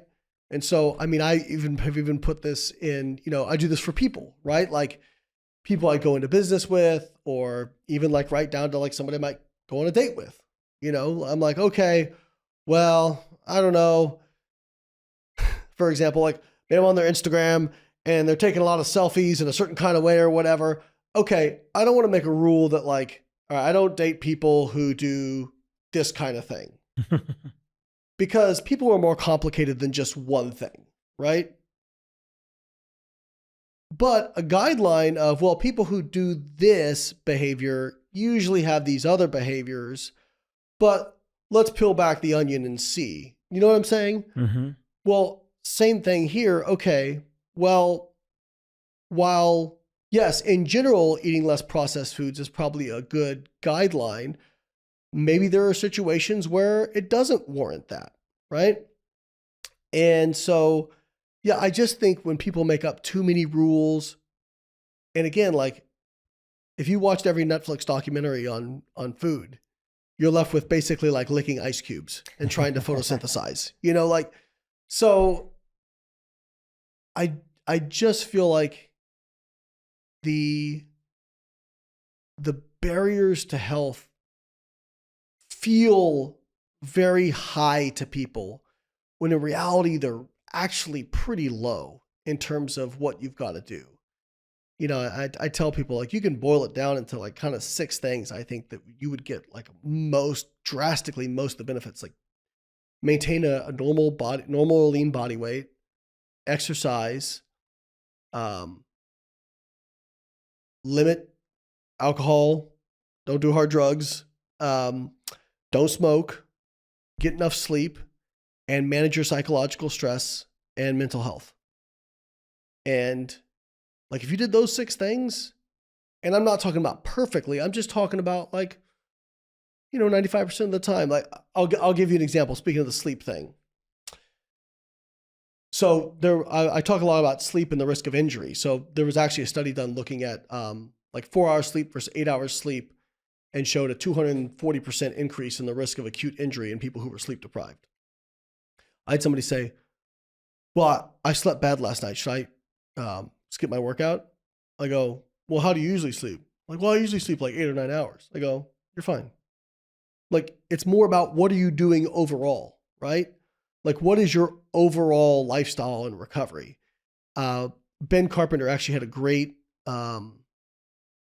example of this. So he had 2 jars of marbles, each of different color. He goes, this is a diet of mostly whole food, high quality, very little processed food. This is a diet of junk food and, nonsense, right? If I take one of these marbles from this healthy diet and I put it in here, how much did it change? Not very much. But people act like if you take one of these from the junk food and put it over in the healthy thing, that you just blew everything. No. Like I tell people, I eat ice cream, I have a beer, I, have processed, but I do it in a way that it's like, it's moderate, and I'm very consistent. I am brutally, absurdly consistent with how I am with my calories and my fiber intake and my protein intake. And that's why I'm, 42 years old and I'm still in like really good shape, pretty much as good as I was back in my 20s, If somebody looked at your diet and what you eat from the outside, would they largely see that the vast majority of your calories are from whole foods? And then again, because you don't restrict yourself and you practice flexible eating, flexible dieting, you track your macros over a period of time, make sure you hit your protein, your fiber, etc., watching your total calories. Would they largely see that you're not really eating a lot of ultra processed foods in the way that we typically think of fast food and pizza and other stuff in terms of your total calorie intake? Would they look at that and see that? Yeah, for sure. I mean, I think the thing to keep in mind, So a lot of people say, well, I do like 80-20, right? Like 80% is whole foods, whatever, and then 20% is kind of like fun foods or whatnot. I'm probably closer to 70-30, but keep in mind, I like my training for powerlifting is usually 5 days a week, 2 or 3 hours a session. Like I burn a lot, and actually I just don't have a big appetite. So I get my protein in, I make sure I eat enough fiber, but for me to get enough calories to actually maintain my body weight, I actually kind of have to, I don't have to, but it's easier for me to include some sort of energy dense foods to meet my energy goals so that I actually don't lose weight and don't lose lean mass. But I tell people, so comparable is, a sports car is a bad investment, right? Like it's not an investment. Well, some people might argue like collector sports cars or whatever, but let's just take like a regular old like Corvette off the line, right? Bad investment, not going to make you money back or anything like that. But hey, if you make $1 million a year and you can still pay your mortgage, you can put money away for retirement, you can put money away for your kids, you can meet all your responsibilities and you have money left over and you really like a nice car, is that okay to go do it? I don't think there's a financial advisor in the world that would say, no, don't do that. You should be saving all that money, right? Because they know, like, oh, by having that, by allowing yourself that thing that you like, it's like that carrot at the end of the stick that kind of motivates you to keep going, right? To enjoy some of it. But if you make $50,000 a year, is that probably a good idea? Let's just take like debt out of it, right? But is that a good idea? If it means you can't pay your mortgage and you can't save money, no, it's not a good idea. It's a horrible idea, right? So really a lot of it boils down to like, how big is your budget, right? So if you're a small woman and you're trying to calorically restrict, if you're a woman who doesn't have much lean mass, I mean, your budget's going to be pretty small. And yeah, while theoretically you could have some ultra processed food and fit it into your calories, it may not be practically doable because you'll be so hungry from not having enough like volume of food. And so I think, a lot of it takes somebody like an Olympic athlete, like a Michael Phelps, who has a huge budget. And now they say he ate 10,000 calories a day. I don't actually believe that. But he probably was eating 5, 6, 7,000 calories a day. Like I would be more inclined to believe that.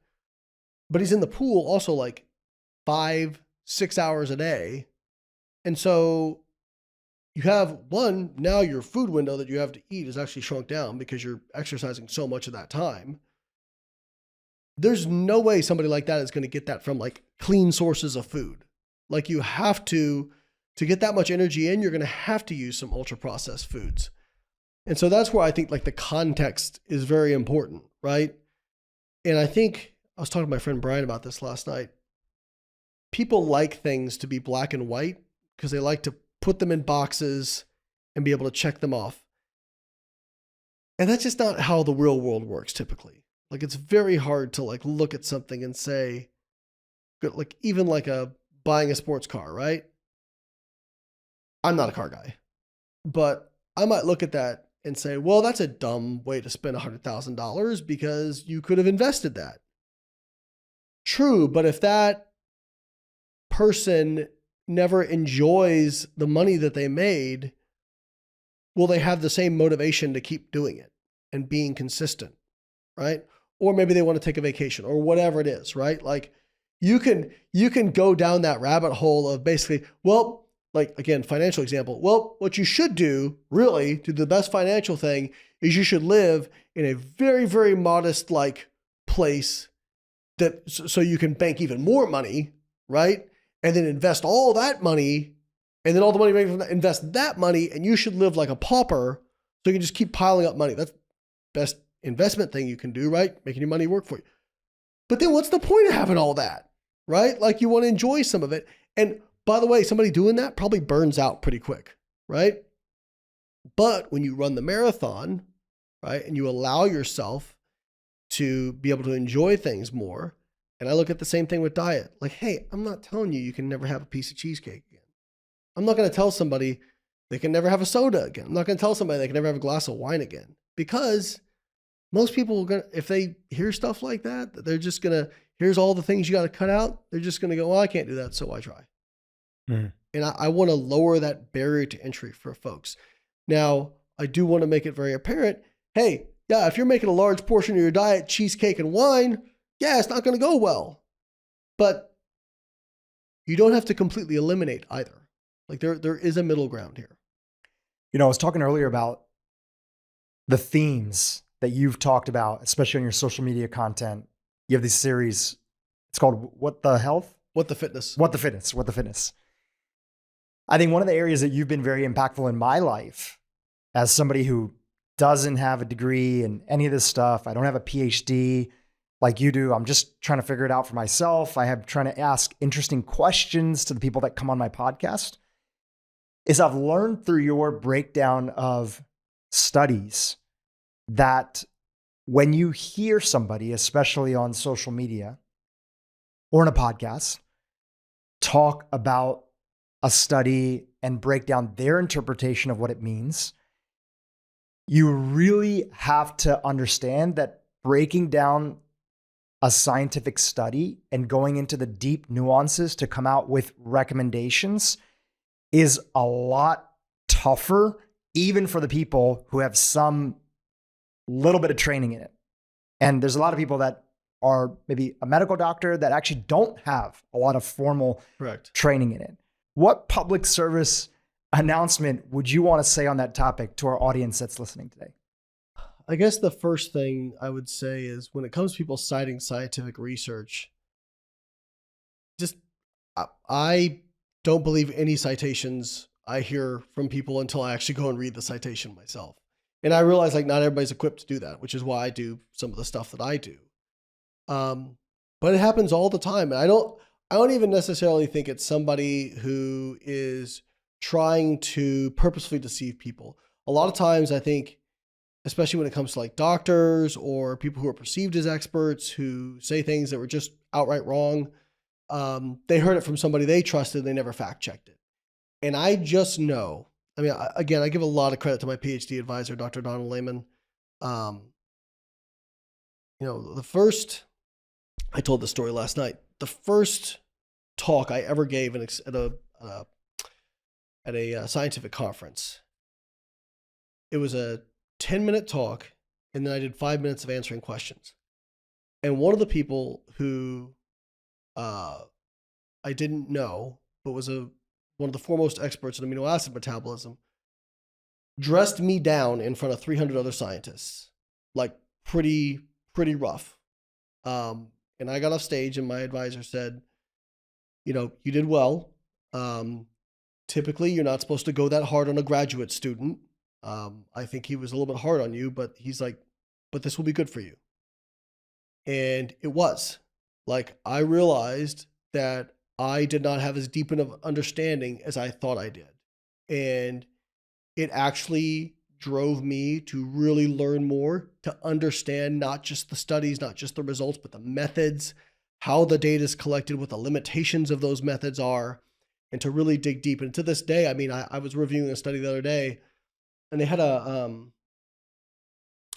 measurement on it of they called it I want to say like quadricep contraction strength or something like that. And I called my friend Bill Campbell because I am very competent in exercise physiology, but I didn't know this particular apparatus or how they measured this. So I called Bill. Bill explains to me how this measurement's taken, all this kind of stuff. I could have just jumped on and said, hey, this showed this. But I'm like, I want to understand how this measurement is taken, so I understand what is the actual relevance for your everyday person, right? And so people will say all the time, well, you're just in an ivory tower, and do you really think somebody needs a PhD to be able to understand research? No, but you would have to do enough reading, enough background, like you might as well go and get a PhD if you're willing to do that much work to really understand it. And I think one of the issues is people will, like, for example, the study I cited earlier, I said, I may butcher the details of this, but the overall message will be correct. That's me knowing no one has the wherewithal to remember exact details from every study they ever read, and just wanting to be like, hey, I might get it a little bit wrong. Okay. And so I've just seen people, I was listening to a podcast and a gal who was a PhD in neuroscience, who like absolutely an expert, who has great credentials, all that kind of stuff. And she said there was a study where they just had people think about lifting weights and they grew, their muscles grew 13% in 2 weeks. And I'm like, I just know so much physiology about muscle growth. I'm like, no, I don't believe it. Right. So I went and tried to find the study, and I found a study where they showed, I think it was 8 or 12 weeks. Can't remember exactly the exact age, but it wasn't 2. And it was measuring finger adduction strength, thinking about doing that. And they saw a 13% increase in strength. So they probably heard it from somebody who read it and didn't have the wherewithal to interpret the results properly and took it out of context, and they just recited it, right? And then there was another time where somebody said, well, there was a study in Copenhagen where they gave a liter of cola, a liter of diet cola, a liter of full fat milk, and a liter of water for 6 months. And they saw people who drank cola gain 10 kilos, people who drank diet cola gained 2 kilos. And I went and looked at the study, and the results were basically there was no difference between any of the groups. The cola group gained like 1.5 kilos. And the diet cola group actually gained the least, basically gained nothing, and the lowest absolute amount out of all the groups. But there was no statistical differences between any of them. And I'm like, man, and that's a person who's a physician, and again, probably heard it from somebody they trusted. But it's like, you heard the whole, well, somebody told a story, then they told a story, then by the time it gets to the 5th person, it's a completely different story, right? And so it's so tough because I think people are just looking for, I just want to be able to turn my brain off. I just want to be able to listen to this one person and know that everything that, I'm sorry, I've got bad news for you. Everybody is a flawed human who has their own biases, their own personal beliefs, me included. I try to be honest about those biases. I try to point them out whenever I'm doing a piece of content. Like I did something on a protein study about 6 months ago where I said, hey, just so you know, my bias is actually kind of opposite to the results they found in this study. I just want to get that out up front. And then I proceeded to discuss the study, right? And I just wish people could do more of that because I think it's actually, I don't know, if I hear somebody like just kind of like point out a flaw of theirs or something like that, it actually makes me trust them more.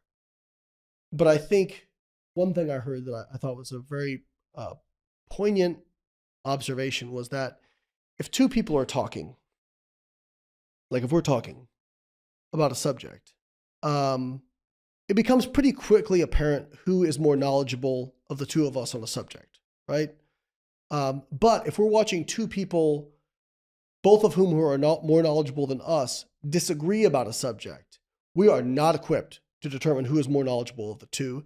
And we just end up defaulting to who aligns with our personal beliefs more and who do we just like better, right?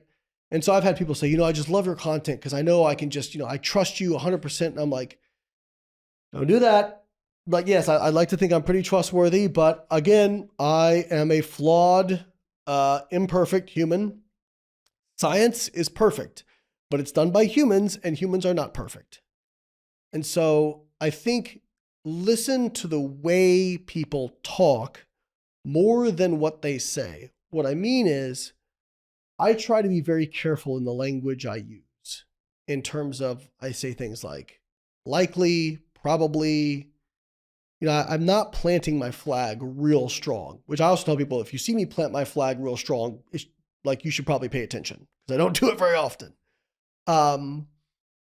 Because real experts don't usually use words like best, worst, never, always. In fact, real experts, a lot of time, if you ask them a question, they'll ask you a couple questions back to get the appropriate context and nuance. Or they'll give a really long-winded answer discussing all the potential caveats. And a lot of times they'll give you the devil's advocate argument. I'll do that a lot of times. I'll say, well, here's the argument for this, but here's why I think my argument is better, right? And Unfortunately, I think now with how social media is and sound bites and everything, nuance sounds like confusion to people. And absolute statements sound like certainty. And certainty sounds like truth. And the reality is truth is very complicated. And it depends on the nuance. And again, for the most part, people don't read scientific citations. And I get this all the time. People say, well, this person cited all these studies. I'm like, did you look at the studies? There was a podcast where somebody said, well, they fed these animals aspartame, and they fed these subjects. They said subjects. By the way, when somebody says subjects, that's usually a dead giveaway. It was in animals.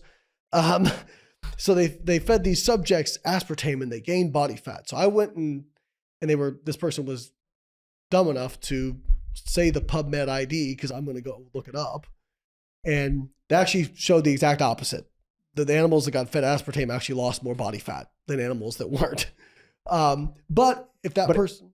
Just to jump in there, to come back to your point, sorry to cut you off. That's okay.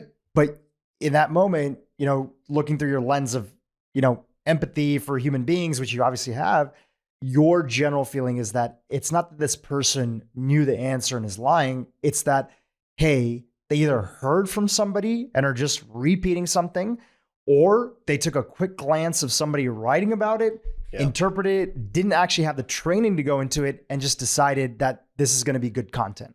So I have changed my view quite a bit on people who spread misinformation. And I used to very much think, well, they're just greedy and they're just going to make money and whatever. I think very few people do the wrong thing believing they're doing the wrong thing, because we are not wired to be able to do that for the most part, unless you're a sociopath. If you're a sociopath, you just don't care. Most people, when they do the wrong thing, convince themselves through their story in their mind that it's the right thing. And I think most of the people who misquote studies, who say things aren't supported by data, they believe they're doing the right thing and they find a way to justify it to themselves. Because like I said, it's very hard psychologically to do the wrong thing knowing you're doing the wrong thing. And I just think about the times in my life when I've done the wrong thing. And I've talked about this before. Like my first marriage, I had an affair. The only time I've ever done something like that, despicable, horrible. But at the time, trust me, I justified it to myself, right? Even though looking back, there's no justification for that, right? But it's very hard for us to do the wrong thing knowing we are doing the wrong thing. And so I think it is much more common for people to find a way to justify what they're saying in their minds. And again, like maybe somebody might make up some misinformation about processed food, right? But they justify it, well, I'm just getting people to eat less processed food, so the ends justify the means. Or I just want people to drink more water, so I'm saying Diet Cola is as bad as regular cola. Or maybe they truly believe it, but I always tell people, I'm like, well, not all studies are created equal. You can always find a study to support whatever narrative you want to push, right?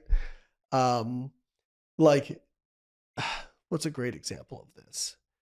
I could create a narrative to make you think smoking is good for you. Watch.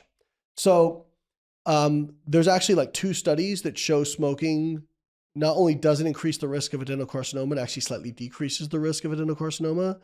And smoking is actually associated with a consistent 30 to 40% reduction in the risk of Parkinson's, right? I can create a narrative around smoke. But so those 2 studies on adenocarcinoma, they weren't statistically significant. And of a meta-analysis looking at over 50 studies on smoking and adenocarcinoma, the overall increase in risk from smoking on adenocarcinoma is about 300 to 400%, right? But I can find 2 studies that are outliers to cite as evidence, right? And then couple that with, well, look at this study on, these studies on Parkinson's, whatever, and I can create it. I can do that for literally anything. I can make anything seem like the greatest thing ever Or I can make anything seem like the most terrible thing ever. If I cherry pick and isolate mechanisms, I can make anything fit a narrative that I want. And that's why it's important to look at what is the highest quality of evidence, say, which is human randomized control trials. Is there a consistency amongst that data? Not every single study has to line up, but overall, what does it say, right? And that's where I start. And I think a lot of people, again, there's, like some of the carnivore crowd who tries to make out vegetables to be bad for you. Like, oh, well, look, there's this chemical compound in broccoli, and it's going to, great example, isocyanates. Paul Saldino had a video on this. And he said, well, broccoli has isocyanates in it, which can bind to iodine. That's going to reduce the amount of iodine you absorb. It's going to impair your thyroid function, and it can cause you to slow down your metabolism and gain weight. So what he did was, it's true they have isocyanates. It's true they can bind to iodine. But is it actually in a dosage that actually makes a difference in those outcomes when we measure it? And if we look at, again, human studies where they look at cruciferous vegetable intake, there's no impact on thyroid function. There's no impact on metabolic rate. And if anything, people tend to lose more weight when they eat more cruciferous vegetables, not because there's a fat burning effect, but because they're satiating, right? And so it's like, you can construct that narrative. And he cited studies, but some of them were like, again, using like high doses of isocyanates. And I think I want to say like pigs. I might've gotten that wrong, but I'm like, okay, so what do we care more about? Like feeding a high amount of this isolated compound to animals and seeing what happens, or like what actually happens when humans consume this in whole food? Like these are not the same things. I'd love to share like a real world example that I think was a trajectory that a lot of my podcast listeners went on. I had on some of the sort of, I call it like longevity 1.0 people on my podcast. And a lot of the narrative at that time, this was like, go back like 4 years ago. A lot of the narrative at the time was like, hey, be very mindful about eating a high protein diet because high protein and mTOR. And then one day I came across a clip from a conversation that you had with Peter Attia. And you guys were breaking down the research in this space and talking about why looking at an uptick in mTOR in a very acute setting is not the same thing as translating that a long-term, higher protein diet that leads to maintaining or maybe even increasing lean muscle mass is a bad thing. Can you just talk about that for a second? Absolutely. So if you could just, and sorry to cut you off, just give us a little of the backstory of like, why was that being said? And why was that being repeated by so many people? And then what did the research show and what did it not show? So the argument is, so mTOR, which stands for mammalian target of rapamycin. Rapamycin is a cancer drug or anti-cancer drug. And so this idea is that mTOR is very elevated in a lot of cancers. So mTOR is a complex that the phosphorylation or activation of which is involved in protein synthesis. Okay. So the idea was, and they kind of like took this mechanism, extrapolated it to an outcome, and said, well, we do see mTOR is overactive in some of these cancers. And then there's also like the IGF-1 piece. People, IGF-1 is tumorigenic if you like have high levels of it for a long period of time, or, it may enhance cancer proliferation or progression. And I'm not a cancer expert, but I have talked about this with my friend Joseph Zundel, who is a cancer biologist. Who's been on this podcast before. Yeah, awesome he's a great guy. Again, like when you hear somebody like that talk and you really get into how complicated the stuff is, you realize how much nuance there is. But I'm like, okay, so one of my things I'm big on is we have to apply logic symmetrically. And most people apply logic asymmetrically, which means you say you're worried about mTOR and longevity because eating protein activates mTOR, then don't we have to apply that same logic to other foods as well? Okay. So if acute mTOR stimulation is bad for longevity, well, what happens when glucose is elevated long-term in the bloodstream? It's called type 2 diabetes. Okay, so can't eat any carbohydrates then. It's going to raise insulin, raise glucose. Those are elevated for long periods of time. That's negative. Oh, also eating carbohydrate short-term raises inflammatory markers as well. Okay, so protein and carbs out. I guess we're left with fat. Well, fat impedes flow-mediated dilation after a meal, which is a risk factor for cardiovascular disease. So what are we left with then? And I think the point is, if we look at acute, right? You know what's a much more powerful activator of mTOR? Resistance training. Where are all these people getting muscle sarcomas and falling over dead of cancer who resistance train? They're not. In fact, resistance training decreases the risk of cancer incidence. And if I told you, hey, I'm going to have you do something like, let's assume you don't know I'm talking about exercise. I'll tell you, I'm going to have you do something that raises your heart rate, raises your blood pressure, raises your inflammatory markers, raises your active oxygen species production, and raises your cortisol, and increases your mTOR activation. You would say, what? I'm not doing that, right? Well, that's what exercise does.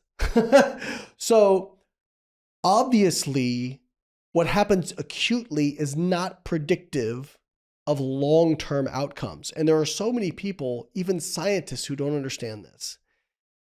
And I think it also points to just like how complex biological systems are. Okay. So for example, this boils down to outcomes versus mechanisms. Okay. So an outcome is like weight loss, body fat loss, building muscle, insulin sensitivity, cancer incidence, cardiovascular disease. These are outcomes, right? So these are hard outcomes. If you have an outcome, there will always be a mechanism. Okay. Meaning if something happens, there's a biochemical explanation for why it happened. There might be a few of them, right? But just because a biochemical mechanism exists does not mean you will get an outcome. Okay. This is like, so for example, I'll give you a great example of this. You know, aspirin is an anticoagulant, right? So people, if you have a lot of people who are at risk for heart attacks, they tell them to take a baby aspirin, thins the blood. But did you know that aspirin also activates procoagulant pathways? But the overall outcome is obviously the signal for anticoagulation is greater than the signal for procoagulation, right? Everything you eat probably activates positive and negative pathways. The question is not, does it activate these things? The question is, what is the overall outcome? This is the great example of seed oils, which I know like people will lose their minds because that is the most like outspoken crowd right now. But I'm like, hey, look at the actual outcome data. Okay, so you've got data in animals where if you overfeed omega-6s, some negative outcomes happen, or you see lipid peroxidation or whatever it is.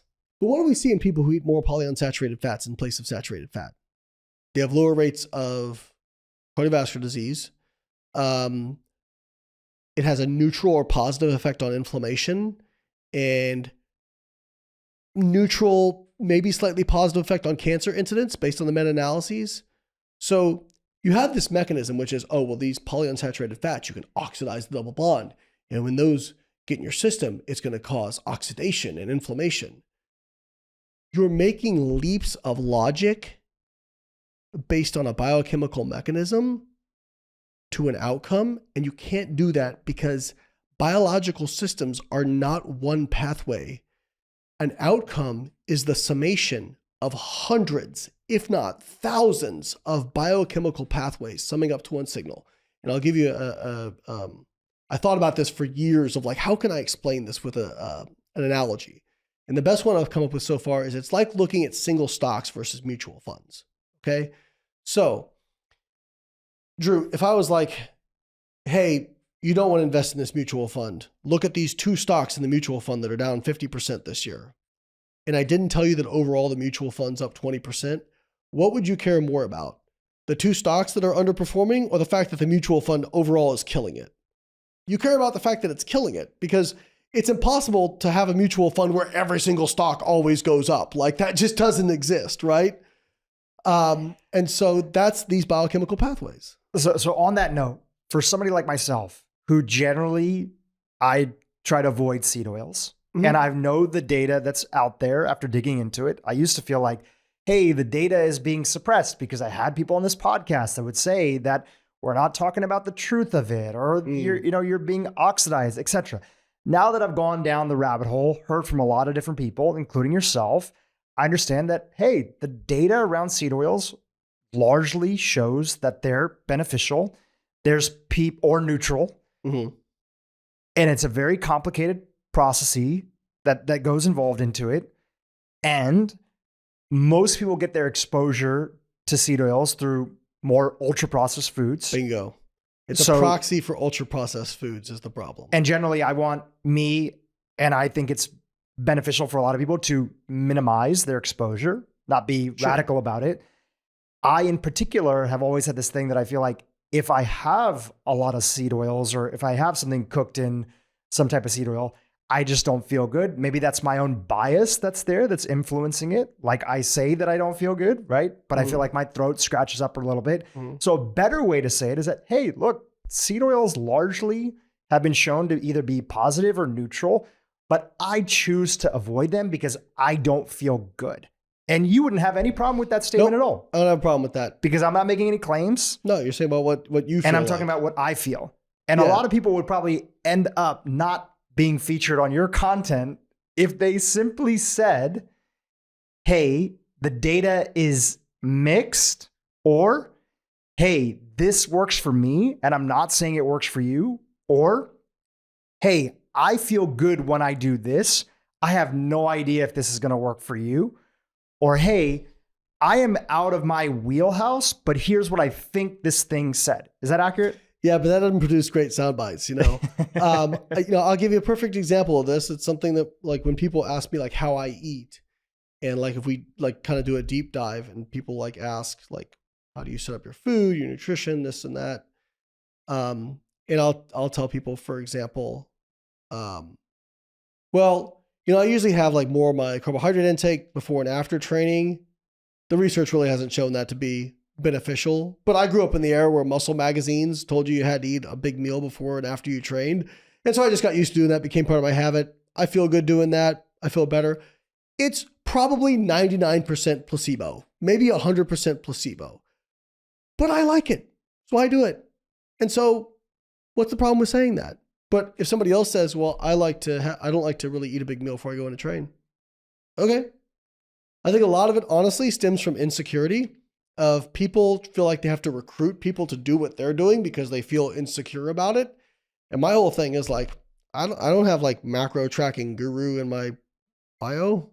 Like, I don't want to be tied to a certain style of doing things. Like, this is what I do. If you like it, cool. If not, hey, I just want to help you find tools that help you manage things best you can. If that's low carb, intermittent fasting, whatever. Like, all that stuff's cool for me. Like, I'm not going to do it, but I have no problem with you doing it. What I do have a problem is you people saying crazy about why they do what they do, right? And it's like, it's not good enough for people to say, well, this is my preference, this is why I like it. It's like, I have to retroactively explain why it's the best thing ever and better than what everybody else is doing. And like, we could go on forever because I could get into like why people are so tribal about this stuff and get so voracious about this stuff. But just what you said, I get people who send me clips all the time where it's somebody going, oh, I do this and this is what, but they're saying like as an opinion. And I go, I'm not going to do content on this. This is fine. Like they said, it's an opinion. You're allowed to have an opinion. I mean, I would disagree with it, but they're not generalizing to the vast public. They're saying, for me, this is how I feel. Okay, cool. I got no problems with that. Like, that's fine. It's fine to say that. The same reason why I'll say things like, the research thus far has not shown that, like, for example, for lower body training, that higher frequency produces better results for muscle growth and strength. But I've done it both ways and I got better results with higher frequency. Now you could argue that I was just doing more overall volume. Okay, maybe it is that. But if that's the case, it's a better tool for me to distribute that volume over a few sessions than try to cram it all into one session. So either way, I like it better that way, right? But if somebody said, well, another great example. So I used to go do massage therapy and my massage therapist would do cupping. Now there's really no good data on cupping. Sorry to everybody who's going to get mad at me. There's not really good data on this stuff. But she did it. I like the way it felt. I felt loose afterwards, and I'm like, okay. But I posted an update picture one time and you could see the cupping marks and people were getting mad at me and they're like, that isn't evidence-based. And I go, I know, I just like how it feels. And people were like shocked at, I'm like, yeah, I can do stuff just because I want to, not because it has data behind it necessarily. Where in the wheelhouse of evidence-based does somebody's like a practitioner or a clinician, where does clinical experience of that individual, where does that fall in the wheelhouse of evidence-based? I mean, I think experience is huge. I mean, I worked with about 2,000 people over like a 15-year period, one-on-one coaching. And man, I learned so much from that experience.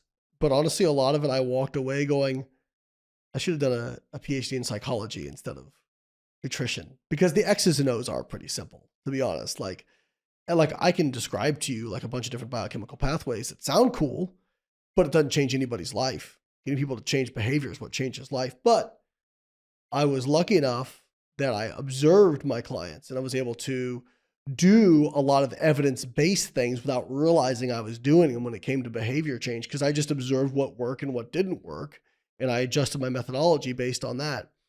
I would say for clinicians, you have to be careful because there's what's called selection bias, right? So for example, when I was very big on flexible dieting and I was talking about it a lot because of how it worked for me, I had all these people coming to me for flexible dieting coaching and getting good results. And I'm like, this is it. At first I'm like, this is the solution. Well, no, they're coming to, I always tell them like, no, dum-dum. They're coming to you because you talk about this thing all the time. They're already sold on what you're doing. And so of course they're more likely to get better results doing this. They've already bought into it. Like you're not having to convince them. It's like people will say, well, I've treated 4,000 people with low carb diets and they get great results. Yeah, because they came to you wanting that. Like they were already sold on it, right? And plus, like to be honest, the people who don't get results, you're not going to post up about them. Or you may not even hear from them. Exactly. It's like, so there's this huge selection bias. So that's what I would say to clinicians is like, hey, if you like a certain tool, that's fine. But one of the things that I would say is an evolution of my coaching and the way our team coaches in the last, 5 to 10 years is we really just kind of look at things as like, all right, all these things are tools in a tool belt. And maybe I use my screwdriver a lot more than my jackhammer, but I've still got my jackhammer if I need it. I'm not just going to set it to the side just because we don't use it very often, right? Like we keep all the tools available to us. And I just think if people looked at things more that way than trying to do, well, I'm a hammer, so everything is a nail. And like the solution to everything being this, that's also another big red flag. If somebody's promoting a certain diet style and it's just the best thing for everything, I mean, I'll tell people like in general, we know what like a healthy eating pattern looks like, like, and this transfers across different diet types as well. But like the likelihood that there's going to be like that low carb is best for cardiovascular disease, cancer, Parkinson's, like every single like disease, like I think that's pretty unlikely, like that's not how stuff really works.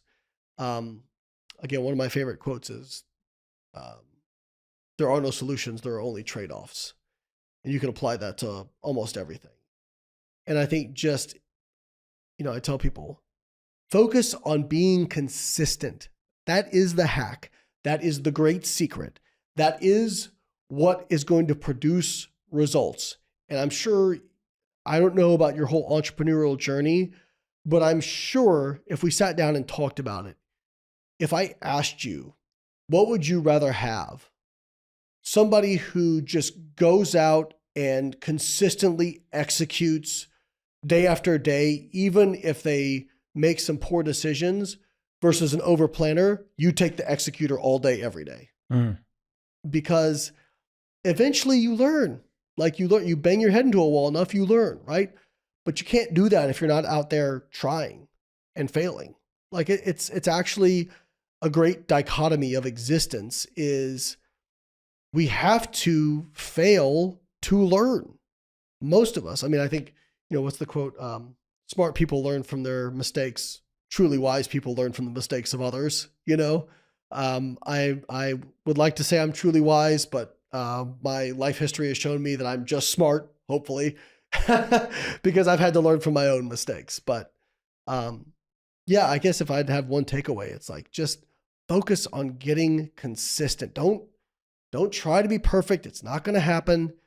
Just focus on action and executing consistently, and be open to the fact that you're going to make mistakes and you're going to fail, and that's okay.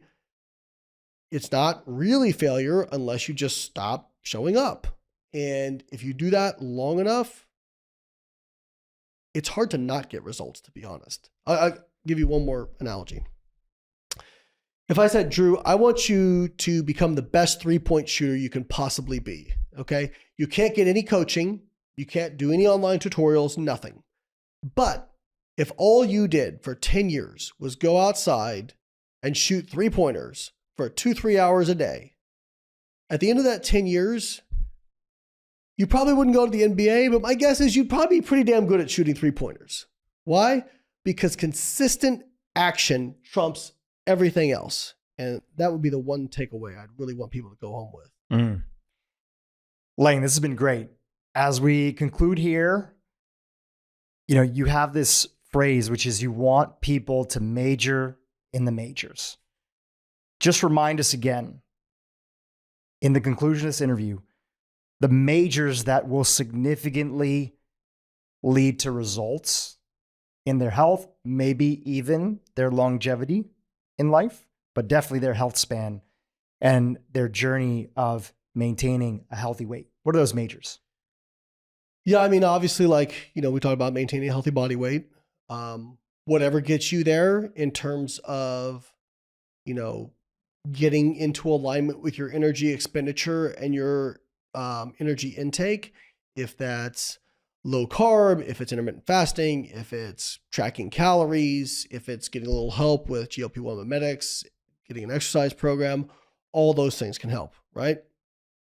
Part 1, exercise. I don't care if you're a healthy body weight. I don't care if you're overweight. If you exercise independent of your body weight, exercise reduces the risk of mortality, cardiovascular disease, and cancer. So exercise, move your body. Human bodies are meant to move. And by the way, there is so much evidence coming out now on exercise and the crosstalk between depression and cognitive function. God, we didn't even get into this, but really quickly, what happens in the mind affects the body. What happens in the body affects the mind. We see this with the pain literature as well. Psychological stress drastically increases your sensitivity to pain. It's a measurable outcome, not as in I feel more. No, you actually feel more pain when you're stressed, when you get less sleep. What happens in the mind affects the body. What happens in the body affects the mind. There was a recent study looking at men who were diagnosed with general anxiety disorder and major depressive disorder. And they had them they were sedentary. They had them exercise, resistance train 2 times per week for 25 minutes for, I want to say 8 weeks. The total amount of time they spent exercising over 8 weeks, I think was 6 hours and 42 minutes, I want to say, or 6 hours and 40 minutes based on, I think, the calculations I did. 6 hours and 40 minutes over 8 weeks. Now, there's this thing called an effect size in research, which basically says you can have significance. Significance just means it's unlikely that the results were due to random chance, right? That's significance. But you can have significance that's a small difference, a small effect, right? If you have enough data. An effect size is how much did this actually matter? What was the actual, how powerful was it? How much did it move the needle? Right. So if we look at SSRIs on average have an effect size of 0.3 to 0.5. And I think the best they see when all things go well is a 0.8, so a 0.2 and under is a small effect size, 0.5 is considered modest, and anything above a 0.8 is considered large. The effect size of this resistance training program was 1.7. That is a massive effect size and better than pretty much anything we see with SSRIs. Now, again, I'm not saying don't get medical intervention if you have depression or anything like that. Both things can be true. Exercise can help and SSRIs can help. I'm not against medication if people need it. But what that says is what happens in the body affects the mind. So exercise, move your body. It's good for your mind. And on that note, manage your psychological stress. If you look at, are you familiar with the ACEs score? Mm-hmm. Adverse childhood events. Yep. So experiences. 0 is basically you were loved, love was given freely, you never felt scared for your safety. You had loving parents, you had a loving family, things were provided for you. You had a very healthy upbringing. A 10 is you were basically abused, right? Like you were abused, you never felt safe, you didn't have autonomy over your body, that sort of thing. Basically, there's a linear association between ACEs score and all-cause mortality, cardiovascular disease, and cancer. So when you are spun up all the time, when you're in fight or flight mode all the time, it affects your longevity. And one of the things I say to people is the amount of stress you're spending over all these small details might be killing you faster than getting those details wrong. And that is, I think, one of the major things I point out to people where they're like, well, like this thing that's in this food and this thing. I'm like, hey man, like relax. Like a lot of people have gotten healthy a lot of different ways. But if you're spun up all the time, all this stuff might be for naught. And if you like, we could go into a whole thing. Like if you look at the etiology of a lot of autoimmune diseases, a lot of them have very strong ties to psychological stress. Like you look at IBS. IBS, very strong connection with psychiatric disorders, going both ways. So, and even like pain we were talking about, right? People with chronic fatigue syndrome, people with fibromyalgia, much higher association with psychological stress. This is the silent killer that a lot of people aren't talking about. I just know, again, in my own personal anecdote, I was somebody who dealt with really bad lower back pain and hip pain for years with powerlifting that happened to coincide with the most stressful period of my life. And in the last 2 years, I've actually gotten back to like the strongest I've ever been. And it's been because I've been able to train consistently because I'm not in pain all the time. And the single biggest thing that made the difference was learning how to manage my psychological stress better and not getting so spun up all the time. And when I do get spun up, almost like clockwork, I'll start getting lower back pain again. It drastically increases your sensitivity to these things. So again, what happens in the mind affects the body. What happens in the body affects the mind. And we used to try to separate these things. Well, that's all just woo-woo psychological babble. No, that stuff matters. It all matters. So that obviously, like limiting smoke, like don't smoke, limit your drinking, don't do hard drugs, get enough sleep, and social connection. My friend John Deloney talks about this a lot. He has a great podcast. We've had him on. Great guy. John's one of my closest friends. And he talked about mental health in terms of it is hard to feel bad about life when you have a lot of really good people in it. And what I loved about John's podcast that got me thinking this way of what happens in the mind affects the body, when people would call in and talk about things, he would go, where do you feel that? How does it make your body feel? Or you talk about how somebody's body felt. And I never put that together. And then when I left a couple years ago, I left a really bad relationship, and bad for her too. Like we just weren't good together. Within 2 weeks, I was physically stronger in the gym, and I was actually even sleeping less. And I'm like, I don't even know how to explain this. And I'm thinking, oh, this makes sense. My body isn't like vibrating all the time. I can actually recover from these sessions because it's not trying to, I'm not spun up all the time and it's spending all this energy fighting ghosts. You know what I mean? And so, I've just become so big on psychological stress management. And I think, again, part of that is like, let's not get focused on the minors, man. Let's focus on the big stuff because most people don't even get the big stuff right.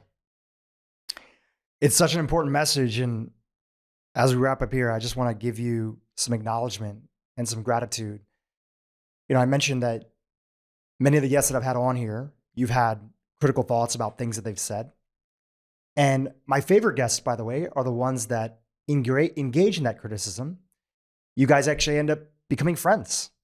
Yeah, it's happened with a lot of people. It's happened to a lot of people. And I learned through that interaction that they say, hey, I got this wrong. And maybe I believed that thing that they said before. I'm not trained in this area. I just believed it because I thought they were an expert. And they leaned in and said, you know what? Here's what I got right and here's what I got wrong. And they evolved, which we all get things wrong. For sure. And it's good to evolve. It's good to lean into that and say, oh, wow, you know what? I actually didn't know, or I was only looking at this one particular area. And seeing you interact with those individuals and show your homework, so to speak, of why you believe the way that you do, it has evolved my thinking. I definitely, throughout a lot of my life in the world of wellness, just as a human being trying to make the right choices, giving advice to friends about what worked or didn't work for me, I focused on a lot of minor stuff. Now, some of that stuff genuinely made a difference in my life, but I extrapolated too far and I told people that it would work for them. And even if I did truly believe it because I thought it would work for them, I forgot to double down on the majors that would actually significantly move the needle forward with them.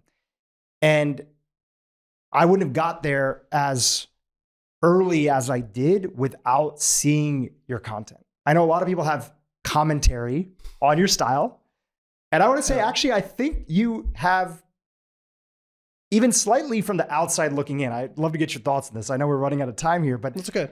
I've seen you even become nicer in how you put the information out, even if you're critical of people. I've seen you take people's content in a very critical lens and say, look, I don't know this person. They may be a nice guy. In fact, they probably are a nice guy or a nice gal, but here's why they're wrong. I've seen that incorporated in. I don't know if that's conscious, if that's not conscious. Yeah, it's conscious. It's conscious. And going back to you saying people's motivation and shifting how you look at that, you previously thought that they were just trying to get a one over on people or get rich quick scheme. But now you understand that they may actually just not know, or they just repeating from somebody else. And it might be an emperor has no clothes situation, that there's nobody close to them that has told them that, hey, do you really know this information? So bringing it back down to me, I've majored in the minors. I have given people advice that is incorrect because I thought that I was doing the right thing or that it worked for me. And again, I want to acknowledge you because I think that your voice and some of the other people that are in your world that are bringing a check and balance to this, you're telling people that, hey, it's okay to say that you don't know. And it's okay to also understand that the more rules you place on people, the more you are going to take them awry. Yep. And so I just want to say I appreciate you. And I'm so grateful that we've had a chance to have this conversation in person. Listen, I think I have a lot of admiration and give a lot of grace to people who are willing to say, oh, I might have gotten that wrong. Like, that's actually how Andrew Huberman and I first engaged. Was I actually called him out on something and explained, I'm like, well, here's what you said, but here's what these human randomized control trials say. You're talking about a mechanism and here's what the outcomes say. And he was like, well, I wasn't aware of that data. Thank you for showing it to me. And then, we started engaging from there. And Thomas DeLauer, like I honestly, some of my first debunk videos of Thomas were pretty rough. Like I was pretty hard on him. But over time he evolved his thinking and he was always cordial. And, I still don't agree with everything like people like him say, but I give a lot of grace now. Cause I'm like, oh, you know what? They actually are trying to help. They don't have the background I had, which was, being wrong a lot in grad school and getting my ideas crushed over and over and just being cool with being wrong, And I even had it, what I will say to those people out there is, if you can admit that you were wrong about something, your audience, people will see you as an actual genuine human. It's not going to be a bad thing. Yeah, there are going to be some people who take shots at you, whatever. But like, if you can just wholeheartedly own it, you look better.